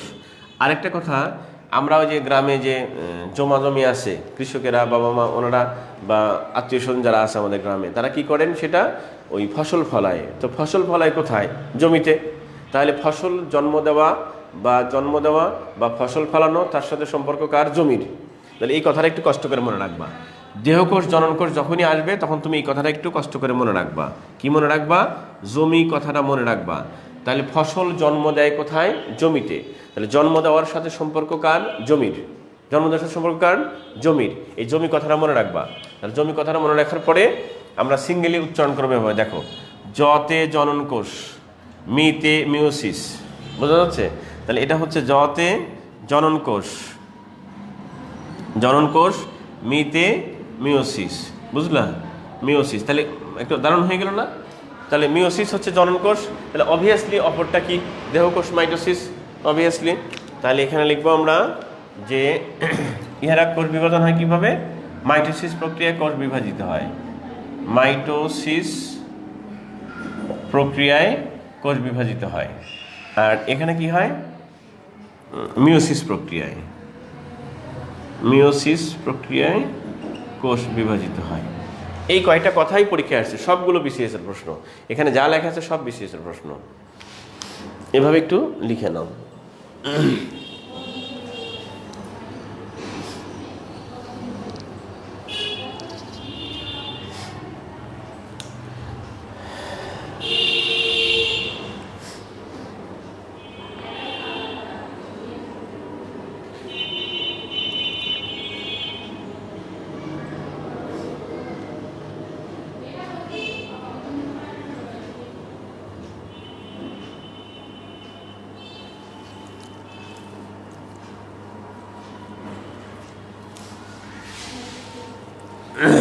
তাহলে মিলিয়ে লেখো, কি লিখলাম? উদাহরণ স্নায়ুকোষ, দেহকোষ, এগুলো হচ্ছে উদাহরণ। হ্যাঁ, স্নায়ুকোষ, পেশিকোষ যা আছে সেগুলো সব। এরপরে ইহাদের নিউক্লিয়াসে ডিপ্লয়েড সংখ্যক ক্রোমোজোম থাকে। ইহারা মাইটোসিস প্রক্রিয়ায় বংশবৃদ্ধি করে। শেষ। জননকোষের ক্ষেত্রে লিখছিলাম কি? উদাহরণ শুক্রাণু আর ডিম্বাণু, আর তো কিছু নাই। এরপরে 2 নম্বর পয়েন্টে লিখছিলাম এখানে ইহাদের নিউক্লিয়াসে হ্যাপ্লয়েড সংখ্যক ক্রোমোজোম থাকে। হ্যাপ্লয়েড মানে সিঙ্গেল। আচ্ছা, তারপরে 3 নম্বরে লিখছিলাম ইহারা মিওসিস প্রক্রিয়ায় বংশবৃদ্ধি করে। বা শেষ। এইগুলো সবই কিন্তু বিসিএস কোশ্চেন গেল। আচ্ছা, আর যদি জননকোষ এবং দেহকোষ নিয়ে কনফ্লিক্ট হয় যে কোনটা কোন প্রক্রিয়ায় বংশবৃদ্ধি করে, তখন আমরা শুধু মনে রাখবো, খেয়াল করো, আমরা শুধু মনে রাখবো তখন জমি কথাটা মনে রাখবো। জতে জননকোষ, মিতে মিওসিস। তাহলে জননকোষ যদি মিওসিস প্রক্রিয়ায় হয় তাহলে অবভিয়াসলি ওটা মাইটোসিস প্রক্রিয়ায়। আর যদি কখনো আদিকোষ নিয়ে প্যাচ লাগে যে আদিকোষ কোন প্রক্রিয়ার জন্য স্যার বলছিল মাইটোসিস না অ্যামাইটোসিস, তাহলে মনে রাখবা আদিতে প্রথমে আ আছে, অ্যামাইটোসিসের প্রথমে আ আছে, অ্যামাইটো আদি, বোঝা নাই? একই রকম। তাহলে আ মিল আছে, ওরা দুজন একই, খালাতো ভাই, বুঝতেছো? আচ্ছা, মনে থাকবে আর। এবার লাস্ট পয়েন্টে লেখো, নেক্সট পয়েন্টে লেখো, একটি উদ্ভিদ কোষের, যদিও প্রাণী কিন্তু উদ্ভিদেরটা নিয়ে আসবো, লেখো, একটি উদ্ভিদ কোষের প্রধান অংশ হলো 2টি। একটি উদ্ভিদ কোষের প্রধান অংশ হলো 2টি। একটি উদ্ভিদ কোষের প্রধান অংশ হলো 2টি, যথা সাবপয়েন্ট অন 1 নম্বর সাবপয়েন্ট লেখো কোষ প্রাচীর। সাবপয়েন্ট 2 লেখো প্রোটোপ্লাজম লেখো। কি লিখতেছি এটা, প্রোটোপ্লাজম। একটি উদ্ভিদ কোষের প্রধান অংশ হলো দুটি, একটি হলো কোষ প্রাচীর আর একটা হচ্ছে প্রোটোপ্লাজম। লিখছো? বাস, এরপরে লাস্ট পয়েন্টে লেখো, সর্বশেষ পয়েন্টে লেখো, একটি প্রাণী কোষের বা একটি প্রাণী কোষে কোনো কোষ প্রাচীর থাকে না। একটি প্রাণী কোষে কোনো কোষ প্রাচীর থাকে না। একটি প্রাণী কোষে কোনো কোষ প্রাচীর থাকে না, অর্থাৎ উহার পুরো অংশটাই, একটি প্রাণী কোষে কোনো কোষ প্রাচীর থাকে না, অর্থাৎ উহার পুরো অংশটাই প্রোটোপ্লাজম। একটি প্রাণী কোষে কোনো কোষ প্রাচীর থাকে না, অর্থাৎ উহার পুরো অংশটাই প্রোটোপ্লাজম। আচ্ছা শাহিন, গুড লাগছে স্যার। দেখো তো কি লিখছি, একটি প্রাণী কোষে কোনো কোষ প্রাচীর থাকে না, লিখছি। বাস, এইটুকু হচ্ছে আমাদের লাস্ট কথা। তাহলে মোটামুটি আমাদের কোষ নিয়ে এইভাবে এইটুকু পড়লেই এনাফ। এর সাথে তোমরা কিছু এক্সটেনশন করবা, হোমওয়ার্ক লিখে নাও, কিছু হোমওয়ার্ক লিখে নাও। পড়তে গিয়ে সমস্যা হলে অবশ্যই যোগাযোগ করবা। হোমওয়ার্ক 1 নম্বর লেখো প্রোটোপ্লাজম। প্রোটোপ্লাজম। 2 নম্বর সাইটোপ্লাজম। 3 নম্বর মাইটোকন্ড্রিয়া, সকালে লিখছিলাম তো, মাইটোকন্ড্রিয়া। 4 নম্বর নিউক্লিয়াস। 5 নম্বর ক্রোমোজোম। ব্যাস, এই 5টা হোমওয়ার্ক একটু ভালো করে পড়ে নিবা, ঠিক আছে? ঠিক আছে, থ্যাংক ইউ। এই 5টা জিনিস ভালো করে পড়বা। তার মধ্যে সবচেয়ে ভালো করে, মানে সবগুলোই ভালো করে পড়বা, তার মধ্যে এই 2টা ফাটাফাটি পড়বা। 100% ইম্পর্টেন্ট আর কি, নিচ থেকে উপর দিকে ইম্পর্টেন্ট, বুঝতেছো? ইম্পর্টেন্ট সিরিয়াল হচ্ছে এইদিকে। আচ্ছা, এই 2টা আগে পড়ে নিবা, তারপরে মাইটোকন্ড্রিয়ার দিকে যাবা আর কি। যাই হোক, এই হচ্ছে আমাদের পড়াশোনা। তো কালকে তো মনে হয় ক্লাস আছে তোমাদের? না, কাল তো শুক্রবার, কাল তো নাই। আচ্ছা, শনিবার আবার দেখা হবে ইনশাল্লাহ সকালে। তো যাই হোক, ভালো থাকো তোমরা, আবার দেখা হবে ইনশাল্লাহ। আর সামিয়া, তুমি আসতে চাইলে তুমি এখন আসতে পারো। ভালো থাকো সবাই, আবার দেখা হবে। থ্যাংকস টু অল, আল্লাহ হাফেজ। ওয়ালাইকুম আসসালাম রহমতুল্লাহ।